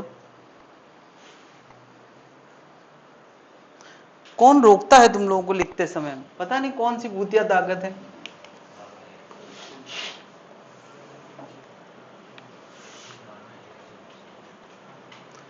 तो बता इस m1 मास पे कौन कौन से फोर्सेस हैं? m1 जी नीचे है और t ऊपर है, कौन ज्यादा होगा? हमें भले t नहीं पता, m1 जी कुछ नहीं पता, लेकिन इतना तो पता है एक्सेलरेशन नीचे है, तो कौन ज्यादा होगा? तो इक्वेशन क्या बनेगी? m1 G minus T equal to m1a। कितने लोगों ने लिख लिया यार ये? अगर ये नहीं लिखा है तो मतलब सब बेकार है यार, मेरा पढ़ाना ना सब बेकार है। बता m2 की एफबीटी क्या बनेगी? m2 पे एक्सेलरेशन ऊपर है, सबसे पहले तो ये लिख दो, ऊपर फोर्स है t का और नीचे क्या है m2g, तो कौन ज्यादा?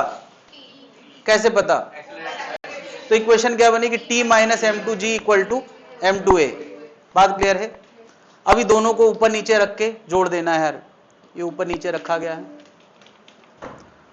जोड़ोगे तो यार टी खत्म, m1g minus m2g equal to m1 plus m2 into a, तो a इक्वल टू कितना आ गया?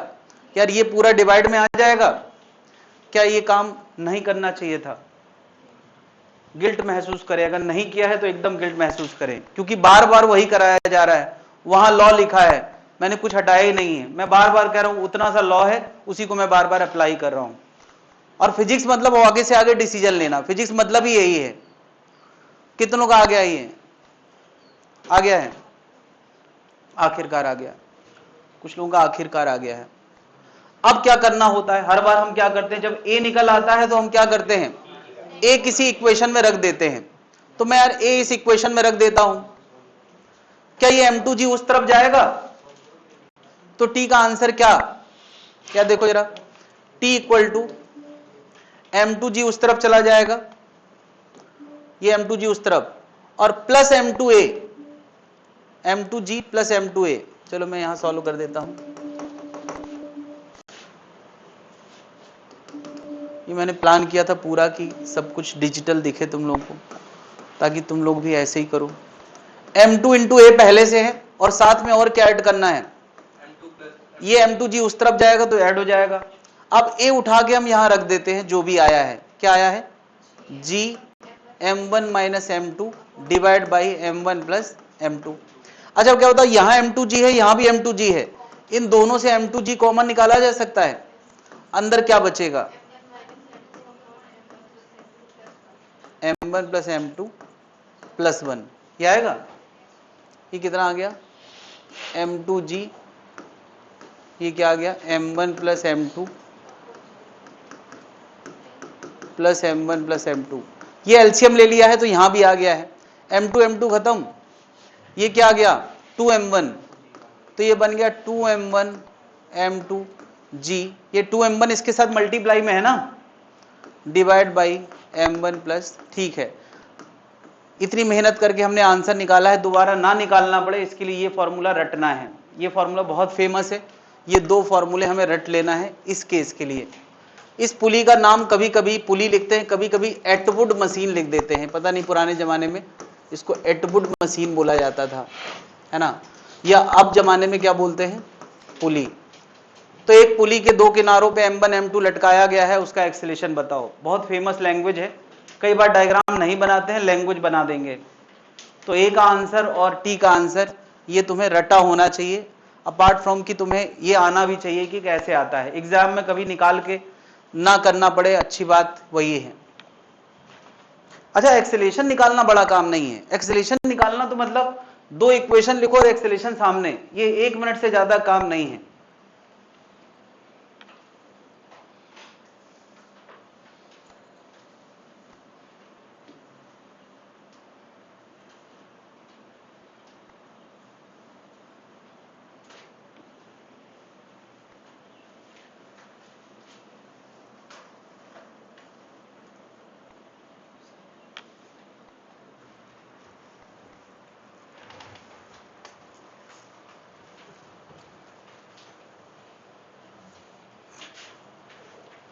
हाँ भाई, किसी स्टेप में कोई दिक्कत है तो बताएं। क्या इसको भी डायरेक्ट करने का या सोचने का कोई तरीका हो सकता है? हाँ, कम से कम एक्सेलरेशन डायरेक्टली सोचा जा सकता है। इस क्वेश्चन और पिछले क्वेश्चन में कुछ बातें हम लोग डायरेक्टली भी कर सकते हैं। बताओ, अच्छा यहां पर अगर ग्रेविटी का फोर्स ना होता तो मोशन आता ही नहीं, यानी इन दोनों ब्लॉक को ड्राइव करने के लिए अगर कोई फोर्स जिम्मेदार है तो कौन है? ग्रेविटी। और वो क्या है? m1g। और क्या ये चाहता है कि ब्लॉक नीचे जाए इधर, और ये चाहता है कि इधर जाए? तो जब दोनों चाहते हैं तो इनकी लड़ाई में जो जीतेगा वो ले जाएगा।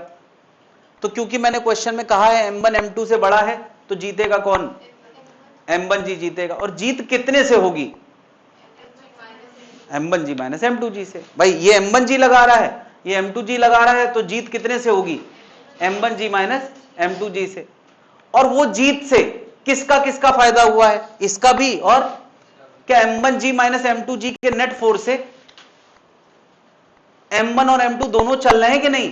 तो एक्सेलरेशन आएगा नेट जीत डिवाइड बाय नेट मास। अरे नेट जीत कितनी हुई?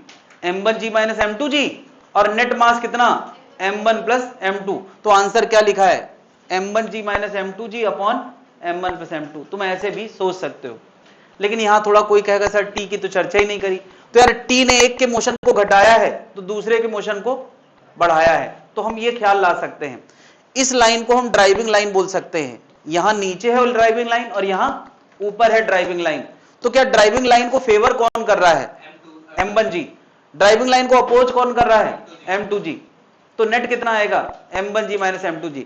टेंशन एक जगह ड्राइविंग लाइन को अपोज कर रहा है और एक जगह ड्राइविंग लाइन को फेवर कर रहा है, इसलिए उसकी हमने छुट्टी कर दी है। ये भी एक सोचने का तरीका हो सकता है। क्या समझ पा रहे हैं?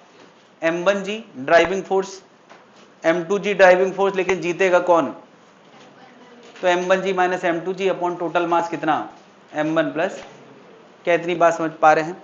यानी कल को अगर कोई ऐसा क्वेश्चन दे दे, यहां m1 m3 लगा है, यहां m2 m4 लगा है, और कोई पूछे बताओ इसका a कितना आएगा? ये दोनों ज्यादा हैं लेटर से, तो a कितना आएगा? इसका नाम m1 है, इसका नाम m3 है, इसका m2 है, इसका m4 है, इसका m4 है। m2 m4 m1 m3। क्या आंसर आएगा? g into m1 plus m3 favour में है, minus m2 minus m4 divide by. क्या समझ गए यार? ये भी एक तरीका हो सकता है सोचने का। कोई दिक्कत है भाई लोग? कोई दिक्कत है?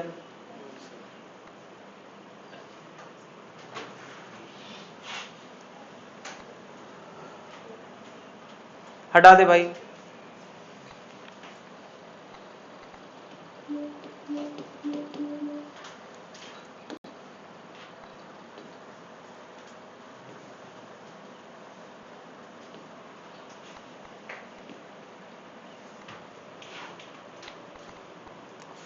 ये एक बहुत फेमस क्वेश्चन है कि कुछ ज्यादा ही जनरल दे दिया है।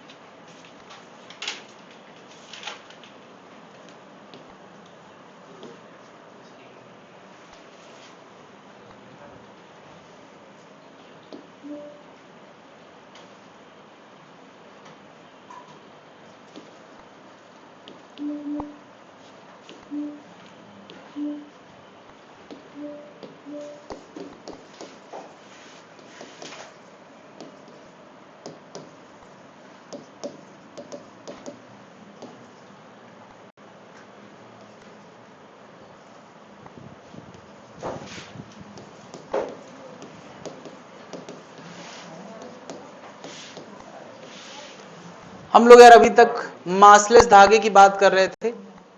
अब इसको चाहे तुम रॉड कह लो चाहे मास वाला धागा कह लो, ये रॉड कह लो या मास वाला धागा कह लो।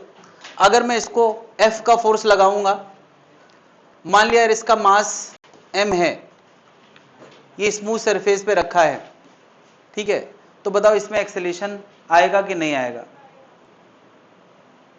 आएगा कि नहीं आएगा? आएगा। और कितना आएगा तुरंत लिख सकते हो, कितना आएगा? F by M. अरे न्यूटन का सेकेंड लॉ, F बराबर m है, तो A इक्वल टू कितना? F by M. अभी मैं कहूं क्या इसके इस किनारे से x दूरी पे यहां एक ज्वाइंट है, इस ज्वाइंट के मॉलिक्यूल से मैं बात करने चला गया आज तक का रिपोर्टर बन के।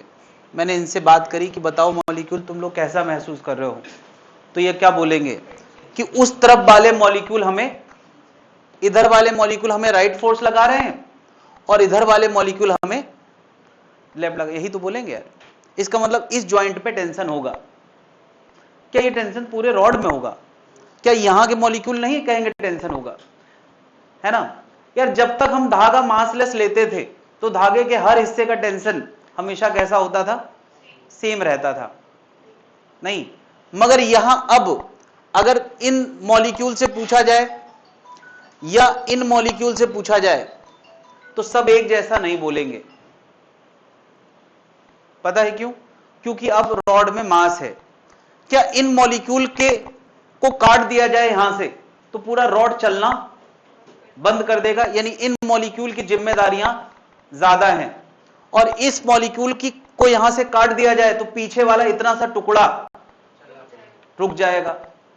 तो बताओ कहां का टेंशन ज्यादा होगा? यहां का ज्यादा होगा और वहां का कम होगा। क्या अगर एक ट्रेन जाती है तो सबसे आगे वाली बोगी के कपल जो इंजन के साथ होगा वहां टेंशन ज्यादा होगा या सबसे पीछे वाले में? है ना यार। ऐसे कोई ट्रेन के बहुत सारे डब्बे हैं, है ना, तो अगर कोई पूछे यार T1 और TN कौन सा टेंशन सबसे ज्यादा होगा, तो मैं कैसे पता ट्रेन किस तरफ चल रही है? पहले रुको यार, ट्रेन तो चलाने दो। ट्रेन आगे जा रही है, ये इंजन है यार, तो सबसे ज्यादा टेंशन कहां होगा? सबसे कम कहां होगा? T2 के। अगर इस क्वेश्चन में मान लिया मैं कहता हूं यार ये M है, ये M है, ये M है और ये M है और ऐसे N पार्टिकल हैं, ऐसे N मास हैं। कोई पूछे यार पूरे सिस्टम का एक्सीलरेशन क्या लिखोगे तुम, तो तुम लिखोगे जितना F लगा है अपॉन सारे मास, यही तो लिखोगे NM, एक साथ लिख सकते हो। कोई पूछे यार इस ज्वाइंट का टेंशन कितना है, तो तुम ऐसे सोचोगे यार अगर ये ज्वाइंट ना होता तो ये मास ना चलता। क्या इसी ज्वाइंट ने तो इस मास को चलाया है, तो T is equal to M into A होगा। और A की जगह क्या रख देते हैं? F बाई NM, तो क्या आ जाएगा? F by N। यहां टेंशन सबसे कम होगा। क्या ये क्वेश्चन समझ में आ रहा है? अब मैं यही बात यहां करने वाला हूं कि पूरे सिस्टम को चलाने वाला ये फोर्स है, तो A कितना आएगा? A कितना आएगा? कहां कहां ध्यान चला जाता है तुम्हारा? यहां भी देखते हो, फिर थोड़ी देर में सोचते हो कि मैं कहां हूं इस समय, मैं घर पे हूं या कोचिंग में हूं, कहां कहां ख्याल। फोकस तो चेहरे से नजर आना चाहिए कि सारा ध्यान यहीं पे है। पता नहीं हॉस्टल में खाना मिलेगा कि नहीं मिलेगा, पता नहीं आज क्या बना होगा, आज भी आलू की सब्जी तो नहीं बनी है। तो सारा ध्यान यहां लाओ, चेहरे से ये रिफ्लेक्ट होना चाहिए कि तुम पूरी तरह से यहीं पे हो। हाँ भाई, तो मैं कह रहा हूं अच्छा तुम भी उसी हॉस्टल में रहे हो, तो वो पनीर तो रबड़ पनीर होता है। F आगे है, मैं भी हॉस्टल में रहा हूं, वहां पनीर के नाम पे रबड़ पनीर मिलता है, उसको खाओ तो लगता है रबड़ खा रहे हैं। लेकिन जिन लोगों को रबड़ पसंद होता है बचपन में, वो लोग खा लेते हैं। क्या बात करो, बचपन में रबड़ बहुत लोग खाते हैं। नहीं खाते हैं? देखो देखो ये बोली। चलो खैर वापस आ जाते हैं यार, फोकस यही चाहिए मुझे। तो मैं कह रहा यार पूरा एक्सीलरेशन रॉड का कितना होगा? A equal to F by M। इतने हिस्से को चलाने वाला, अगर मैं कहूं इतने हिस्से को, तो ये मॉलिक्यूल इसका हिस्सा बन गए, तो जो इधर फोर्स लग रहा है वो एक्सटर्नल हो गया और जो इधर लग रहा है वो इंटरनल हो गया। तो इसको चलाने वाला ये T है जो उस तरफ लग रहा है, और यही T मैंने पूछा है यहां से X पीछे। ये पूरा रॉड कितनी लेंथ का है? L लेंथ का है। मैंने यहां से X पीछे पूछा है कि इस जगह टेंशन कितना होगा। तो क्या ये टेंशन इतने मास को चलाने की जिम्मेदारी लेता है, तो T इक्वल टू होगा इतने हिस्से का मास इंटू A, होगा कि नहीं? अरे यही तो होगा। जैसे मैंने यहां लिखा T बराबर क्या होगा? इतने का मास इंटू A, तो यहां लिखूंगा T बराबर होगा इतने हिस्से का मास इंटू A। तो बात आती इतने हिस्से का मास कैसे आएगा? तो बता पूरी L लेंथ का मास मैंने क्या माना है? M। तो ये हिस्सा कितनी लंबाई का है? क्या एल लेंथ का m है तो यूनिट लेंथ का होगा m बाई एल। तो ये हिस्सा कितनी लेंथ का है, कितनी लेंथ का है, नहीं दिख रहा है, अरे ये l है ये x है तो ये कितना है l माइनस एक्स। तो यूनिटरी मेथड लगा के हम कह सकते हैं इसका मास होगा m by L into L minus x. अरे एक एक नियम, l लेंथ का m तो एक लेंथ का m बाई एल तो l माइनस एक्स का, यानी यहां m1 की जगह मुझे क्या लिखना चाहिए, हाँ m1 की जगह मुझे लिखना चाहिए m by L L minus x, और a की जगह f बाई एम। तो m कैंसिल, ये आ गया f into L minus x by L. ये टेंशन का आंसर है। इसको कुछ लोग f, ये l डिवाइड में ले गए, l बाई एल 1 आएगा divide by x by L, ये t का आंसर। काफी फेमस क्वेश्चन है, नोट कर लें।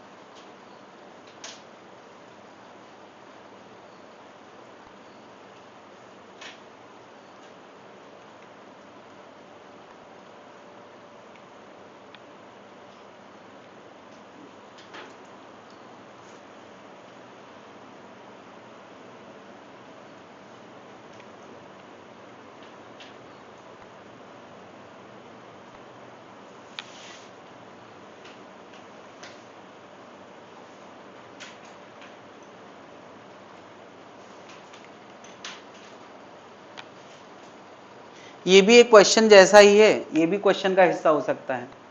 जैसे बताओ, अच्छा यहाँ पे 4 मास होते और आखिरी वाले में टेंशन पूछता तो क्या आता, f बाई 4। n मास है तो क्या है f बाई 2 मास होते और बीच में कोई टेंशन पूछता तो क्या आता, f बाई 2। तो ये भी एक रिजल्ट है, इसको भी डायग्राम बना के नोट कर सकते हैं कि मैंने क्या निकाला है, tension in the last bogie, last couple, tension between last and second last bogie, second last bogie of train. सारी बोगी एक जैसे मास की हैं, लास्ट और सेकेंड लास्ट बोगी के बीच में जो टेंशन होगा वो कितना होगा।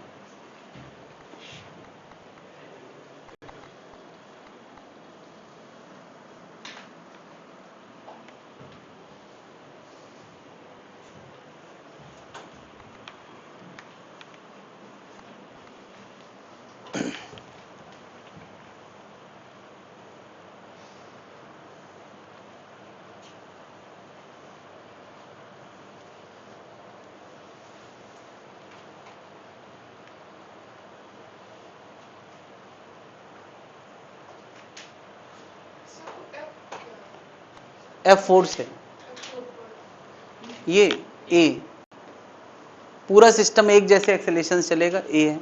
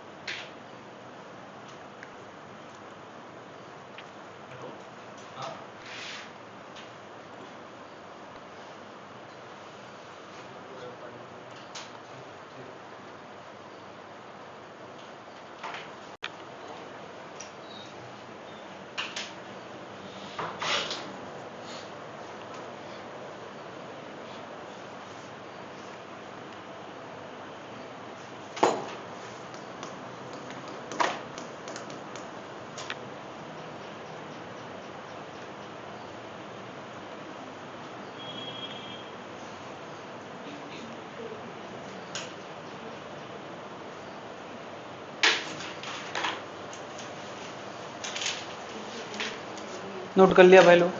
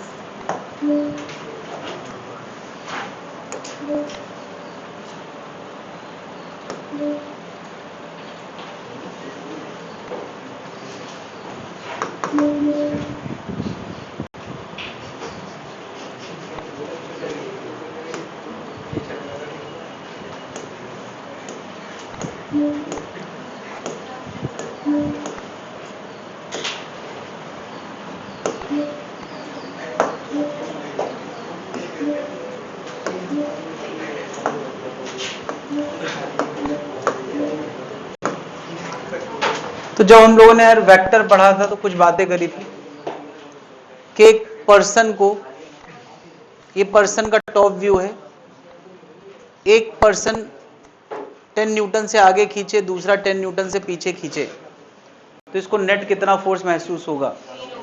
0। अगर किसी पर्सन को 10 के दो फोर्स एक ही तरफ खींचे तो कितना होगा? 20। अगर किसी पर्सन को 10 ऐसे लगे और 10 90 डिग्री पे लगे तो इसको कितना फोर्स महसूस होगा? हाँ, तो हम उसके लिए कहते थे कि वेक्टर रूल के हिसाब से लगेगा। बल्कि अगर 10 ऐसे लगे और 10 60 डिग्री पे लगे, उसका भी हमने मेथड बनाया था, याद आया यार? इस 10 और 10 का नेट वेक्टर रूल के हिसाब से हम ज्योमेट्री से समझा सकते हैं, 10√2 आएगा। इसका ज्योमेट्री बन भी जाएगा तो निकालना थोड़ा मुश्किल काम है। इसके लिए डायरेक्ट फॉर्मूला हमने क्या पढ़ा था? F net equal to under root F1 square F2 square plus 2F1 F2 cos theta, ये जनरल फॉर्मूला था।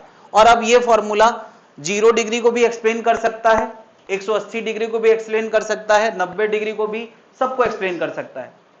60 डिग्री केस में अगर इक्वल इक्वल फोर्स आते थे तो वो √3F आता था। बिल्कुल, इसका नेट कितना आता है? √3F यानी 10√3 न्यूटन। ये तुम कहां से निकाल सकते हो? यहीं से। अरे 10 square plus 10 square plus 2 10 into 10 cos 60 लिखोगे तो कितना आ जाएगा? क्या ये सब बातें याद है? तो अगर कोई पूछे यार ये m मास का ऑब्जेक्ट है, इसका एक्सेलेरेशन कितना होगा? इसका कितना होगा? 20/m। इसका एक्सेलेरेशन कितना होगा? 10√2/m। इसका कितना होगा? 10√3/m। वही न्यूटन का सेकेंड लॉ। यानी अगर एक से ज्यादा फोर्सेस इन्वॉल्व हैं तो नेट फोर्स निकालो, है ना?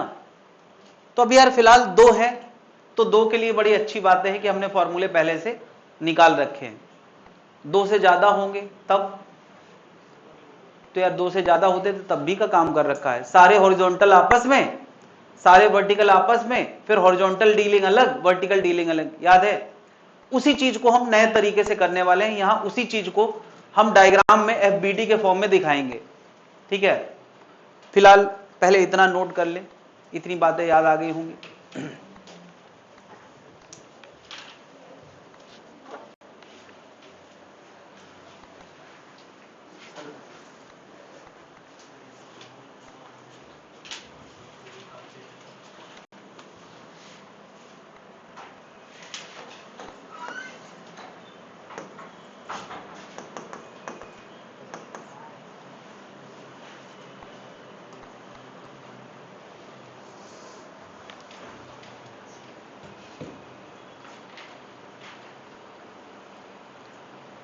पहले हम एफरेंट निकाल के छोड़ देते थे, अब मैं एक्सेलेरेशन की भी बात कर रहा हूं क्योंकि न्यूटन का लॉ में फोर्स पता हो तो एक्सेलेरेशन की बात की जा सकती।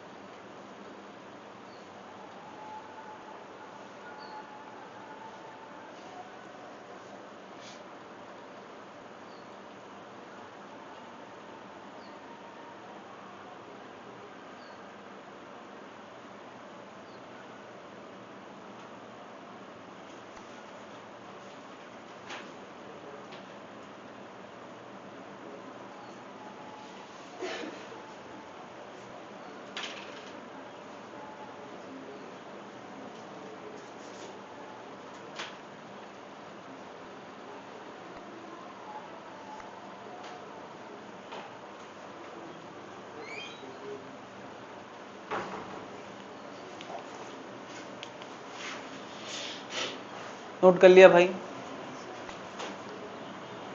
किसी भी एंगल पे हो तो हमारे पास ये फॉर्मूला है और A बराबर क्या हो जाएगा, एफ नेट अपॉन एम। जिस डायरेक्शन में नेट फोर्स होगा वहीं एक्सेलेरेशन आ जाएगा। यानी पुरानी बातों से जोड़ के नेट निकालना हमने वेक्टर में सीख रखा है। अब ए पूछा जाएगा तो बस हमें क्या कर देना है, ए बराबर एफ नेट बाई एम।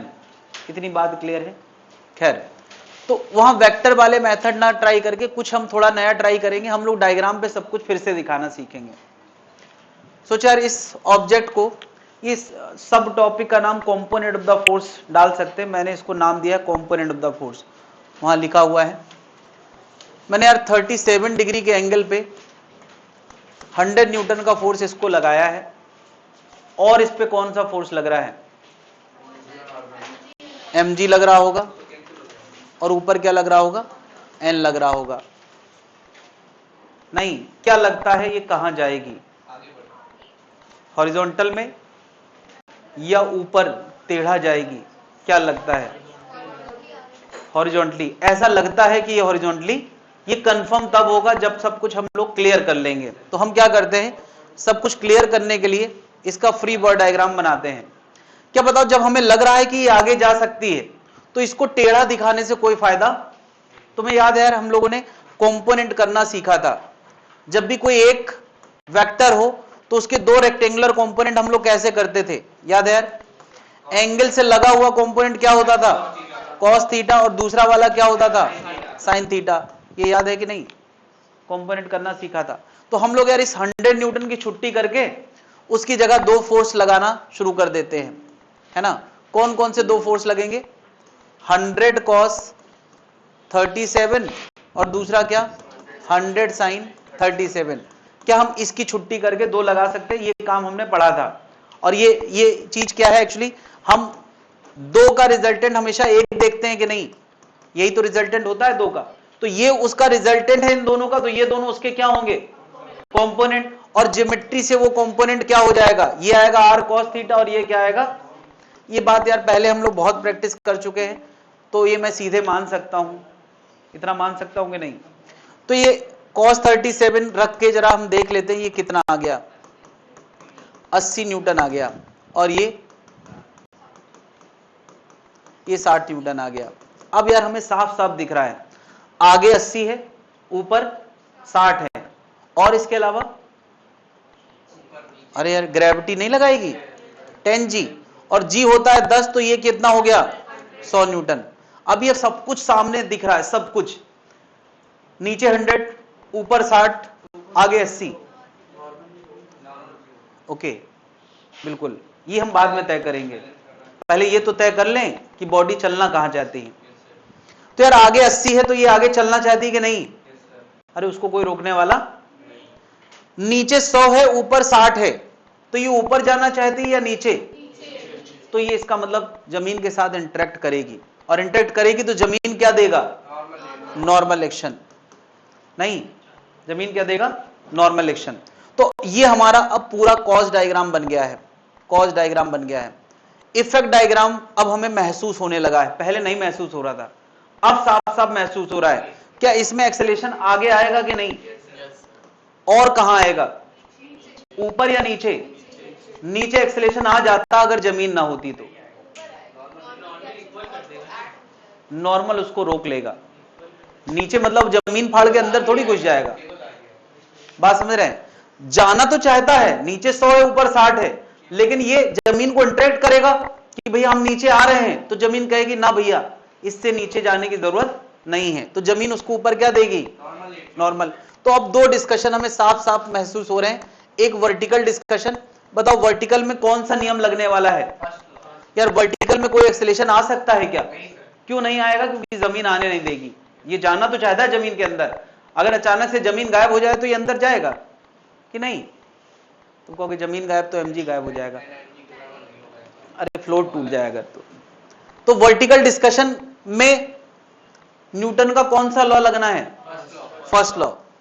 और हॉरिजॉन्टल डिस्कशन में, हॉरिजॉन्टल डिस्कशन में क्या लगना है, सेकेंड लॉ। कैसे पता, क्योंकि एक्सेलेरेशन है। तो बता, फर्स्ट लॉ के हिसाब से मुझे ये लाइन क्या लिख देना चाहिए, क्या n और 60 ऊपर है और नीचे कितना है 100, तो n का आंसर कितना आ गया 40। तो जो लोग n को हमेशा mg के बराबर लिख देते हैं वो देखें यहां पर n हमेशा mg के बराबर नहीं होता है। देखो इस बार क्या n mg के बराबर आया है, n हमेशा जरूरत के हिसाब से लगता है। अभी ये जमीन को अप्रोच उतना तेजी से नहीं कर रहा है क्योंकि इसको ऊपर संभालने वाला मिल गया है। नहीं यार, इसको संभालने वाला आ गया है, 60 न्यूटन कोई और देने वाला आ गया है, तो 60 कोई और देने लगा है तो 40 जमीन दे देगा और उसको रोक लेगा। क्या समझ रहे हो? क्या अगर ये ऊपर वाला फोर्स ये जो 60 है ये बढ़ते बढ़ते 70 हो जाए तो n कितना आएगा 30। अगर ये 80 हो जाए 90 हो जाए 100 हो जाए उसके बाद ये जमीन भी छोड़ सकता है कि नहीं। अगर ये 110 हो जाए तो ये जमीन छोड़ के ऊपर चल देगा। क्या समझ रहा है? इसका मतलब नॉर्मल एक्शन हमेशा एक जैसा नहीं होता। नॉर्मल एक्शन इस बात को दिखाता है कि इनका दोनों का जमीन और इनका कांटेक्ट कितना मजबूत है, यानी हमारी उंगली अगर यहां रखी जाए तो कितना तेज दबेगी। सोचो ये फोर्स ना होता तो ज्यादा तेज दबती या इसके आने के बाद तेज दबेगी? ना होता तो 100 न्यूटन लगता, अरे ना होता तो नॉर्मल एक्शन कितना आता 100 न्यूटन। अभी अगर ये आ गया है तो नॉर्मल एक्शन कितना है 40 न्यूटन, यानी इसका जमीन के साथ कांटेक्ट अभी थोड़ा सा ढीला होगा। नहीं, अगर ये और बढ़ता जाए 60 70 80 90 100, ये 100 हो जाए तो ये जमीन को छुएगा तो, लेकिन जमीन के साथ इंटरेक्ट नहीं करेगा, और 110 हो जाए तो जमीन छोड़ के ऊपर उठ जाएगा। क्या ये बात महसूस कर पा रही जनता? नहीं, लेकिन ये सब बातें हमें कंपोनेंट करने के बाद समझ में आ रही हैं। कंपोनेंट करना बहुत जरूरी है। अब मुझे बताओ, ये तो हो गया यार फर्स्ट लॉ। अब हॉरिजॉन्टल में क्या लगाना है सेकेंड लॉ। तो इक्वेशन क्या बनेगी, तो किससे किसको घटाएं, हॉरिजॉन्टल में आगे क्या है 80 और पीछे क्या है, तो किससे किसको घटाएं 80 माइनस 0 इक्वल टू क्या 10 है, तो a इक्वल टू कितना आएगा 8 मीटर पर सेकंड स्क्वायर। क्या ये बात समझ में आ गई है?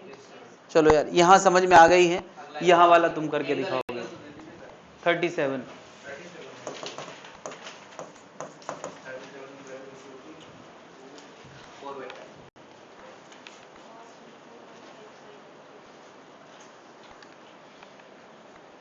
पहला नोट कर लें, प्रॉपर तरीके से समझ लें, और किसी स्टेप में कोई गलती है तुरंत बोलें, क्योंकि वही गलतियां इकट्ठी होती जाती हैं और बाद में फिर डिसीजन लेने से रोक लेती हैं।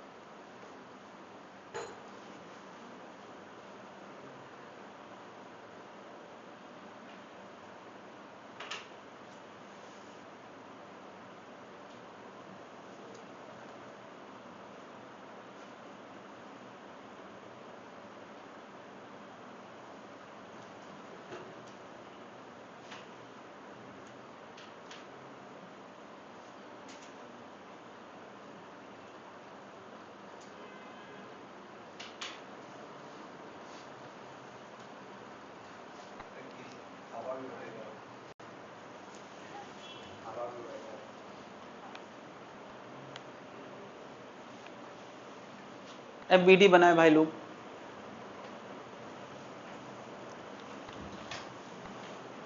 ऐसे यार डॉक्टर सिंबल बनाएंगे कॉज डायग्राम बनाने के लिए, और फिर एक इफेक्ट डायग्राम बनाएंगे। 400 न्यूटन का फोर्स क्या है, ऐसे तिरछा दिखाना बढ़िया रहेगा या कंपोनेंट कर लें? कंपोनेंट कर लें, क्योंकि हम हॉरिजॉन्टल लड़ाई अलग डील करना चाहते हैं और वर्टिकल लड़ाई अलग डील करना चाहते हैं। तो एक आएगा 400 cos 37 और एक आएगा 400 sin 37। इतना काम कंपोनेंट करना हमें वेक्टर के जमाने से आता है।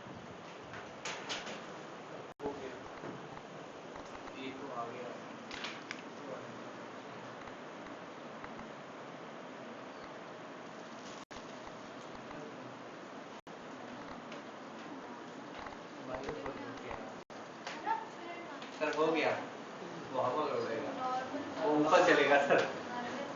नॉर्मल क्यों लगता है? नॉर्मल लगता है जब कोई जमीन के साथ टच बनाने की तो कॉन्टेक्ट ही कोशिश करता है। ये कर रहा है क्या? खुद सोचो, यही तो डिसीजन लेना है। नहीं कर सकता।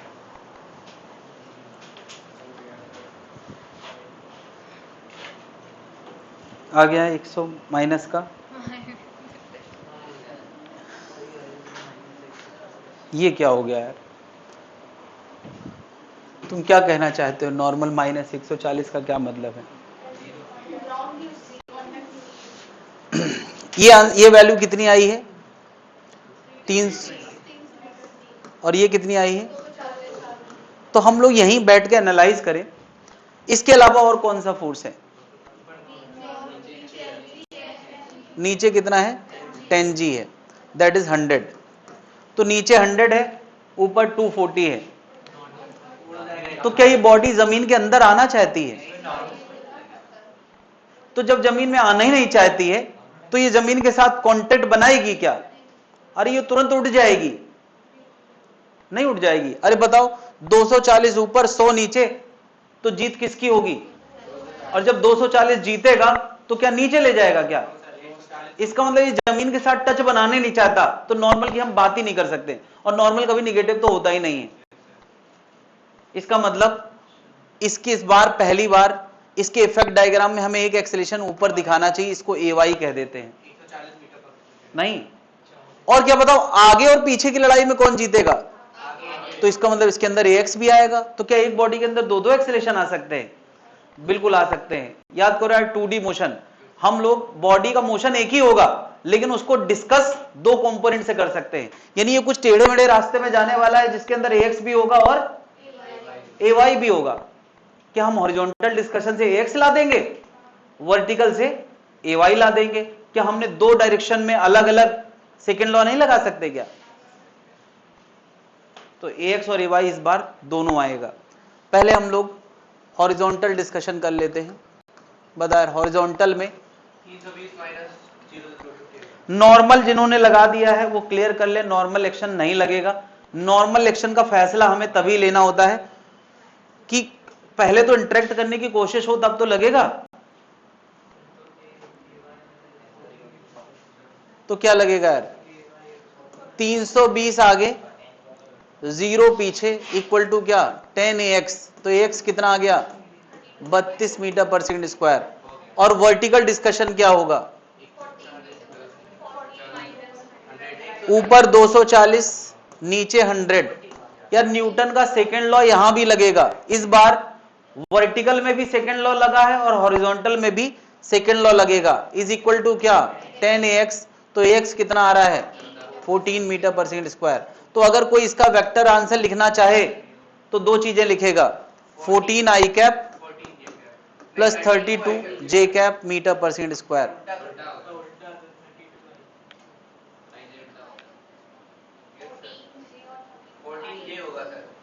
ओके ठीक।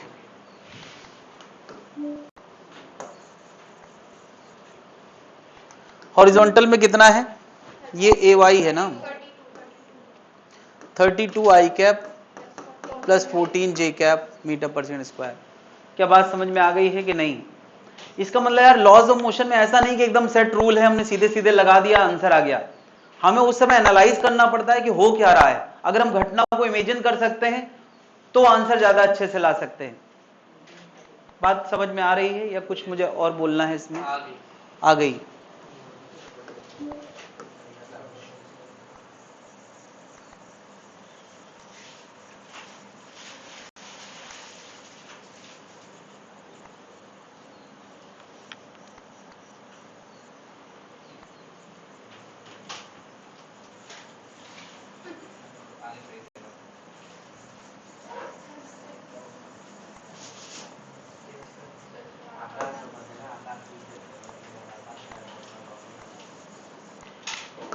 इस क्वेश्चन में तीन फोर्स लगे हैं, एक एजेंट का, ये कोई एजेंट है, और एक ग्रेविटी का, दो लगे हैं। लेकिन हमने एजेंट को जबरदस्ती दो टुकड़ों में तोड़ दिया। अब तुम्हारे सामने मैं एक क्वेश्चन पेश कर रहा हूं, F vector equal to 320I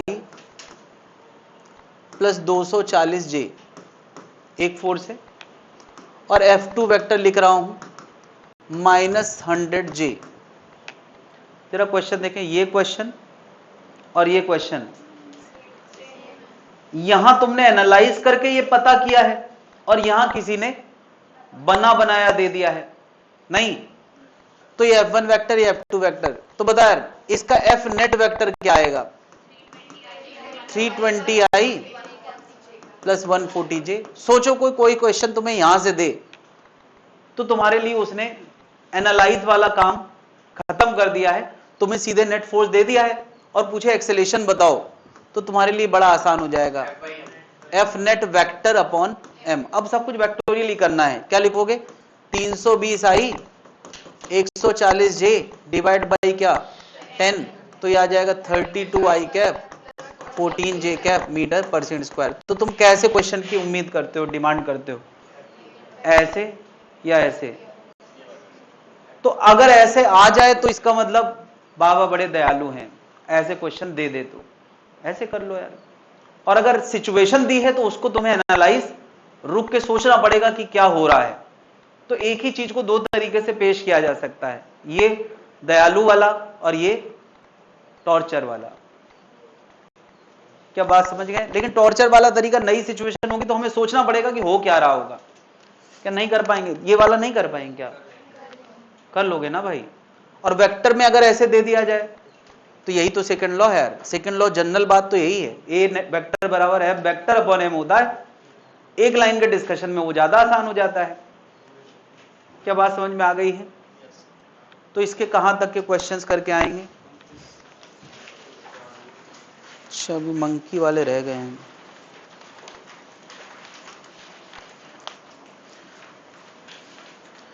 question number 23 ये वाले, इसके अलावा 26 कर सकते हैं, इसके अलावा 28 कर सकते हैं, 27 भी सोच सकते हैं। डायग्राम नहीं बनाया है, ओके तो ठीक है यार 27 ना करें, 26 28 और कर लें, 26 28 और कर लें। 23 पूरे करना है, 23 तक पूरे करना है। 23 के बाद 26 28 करना है।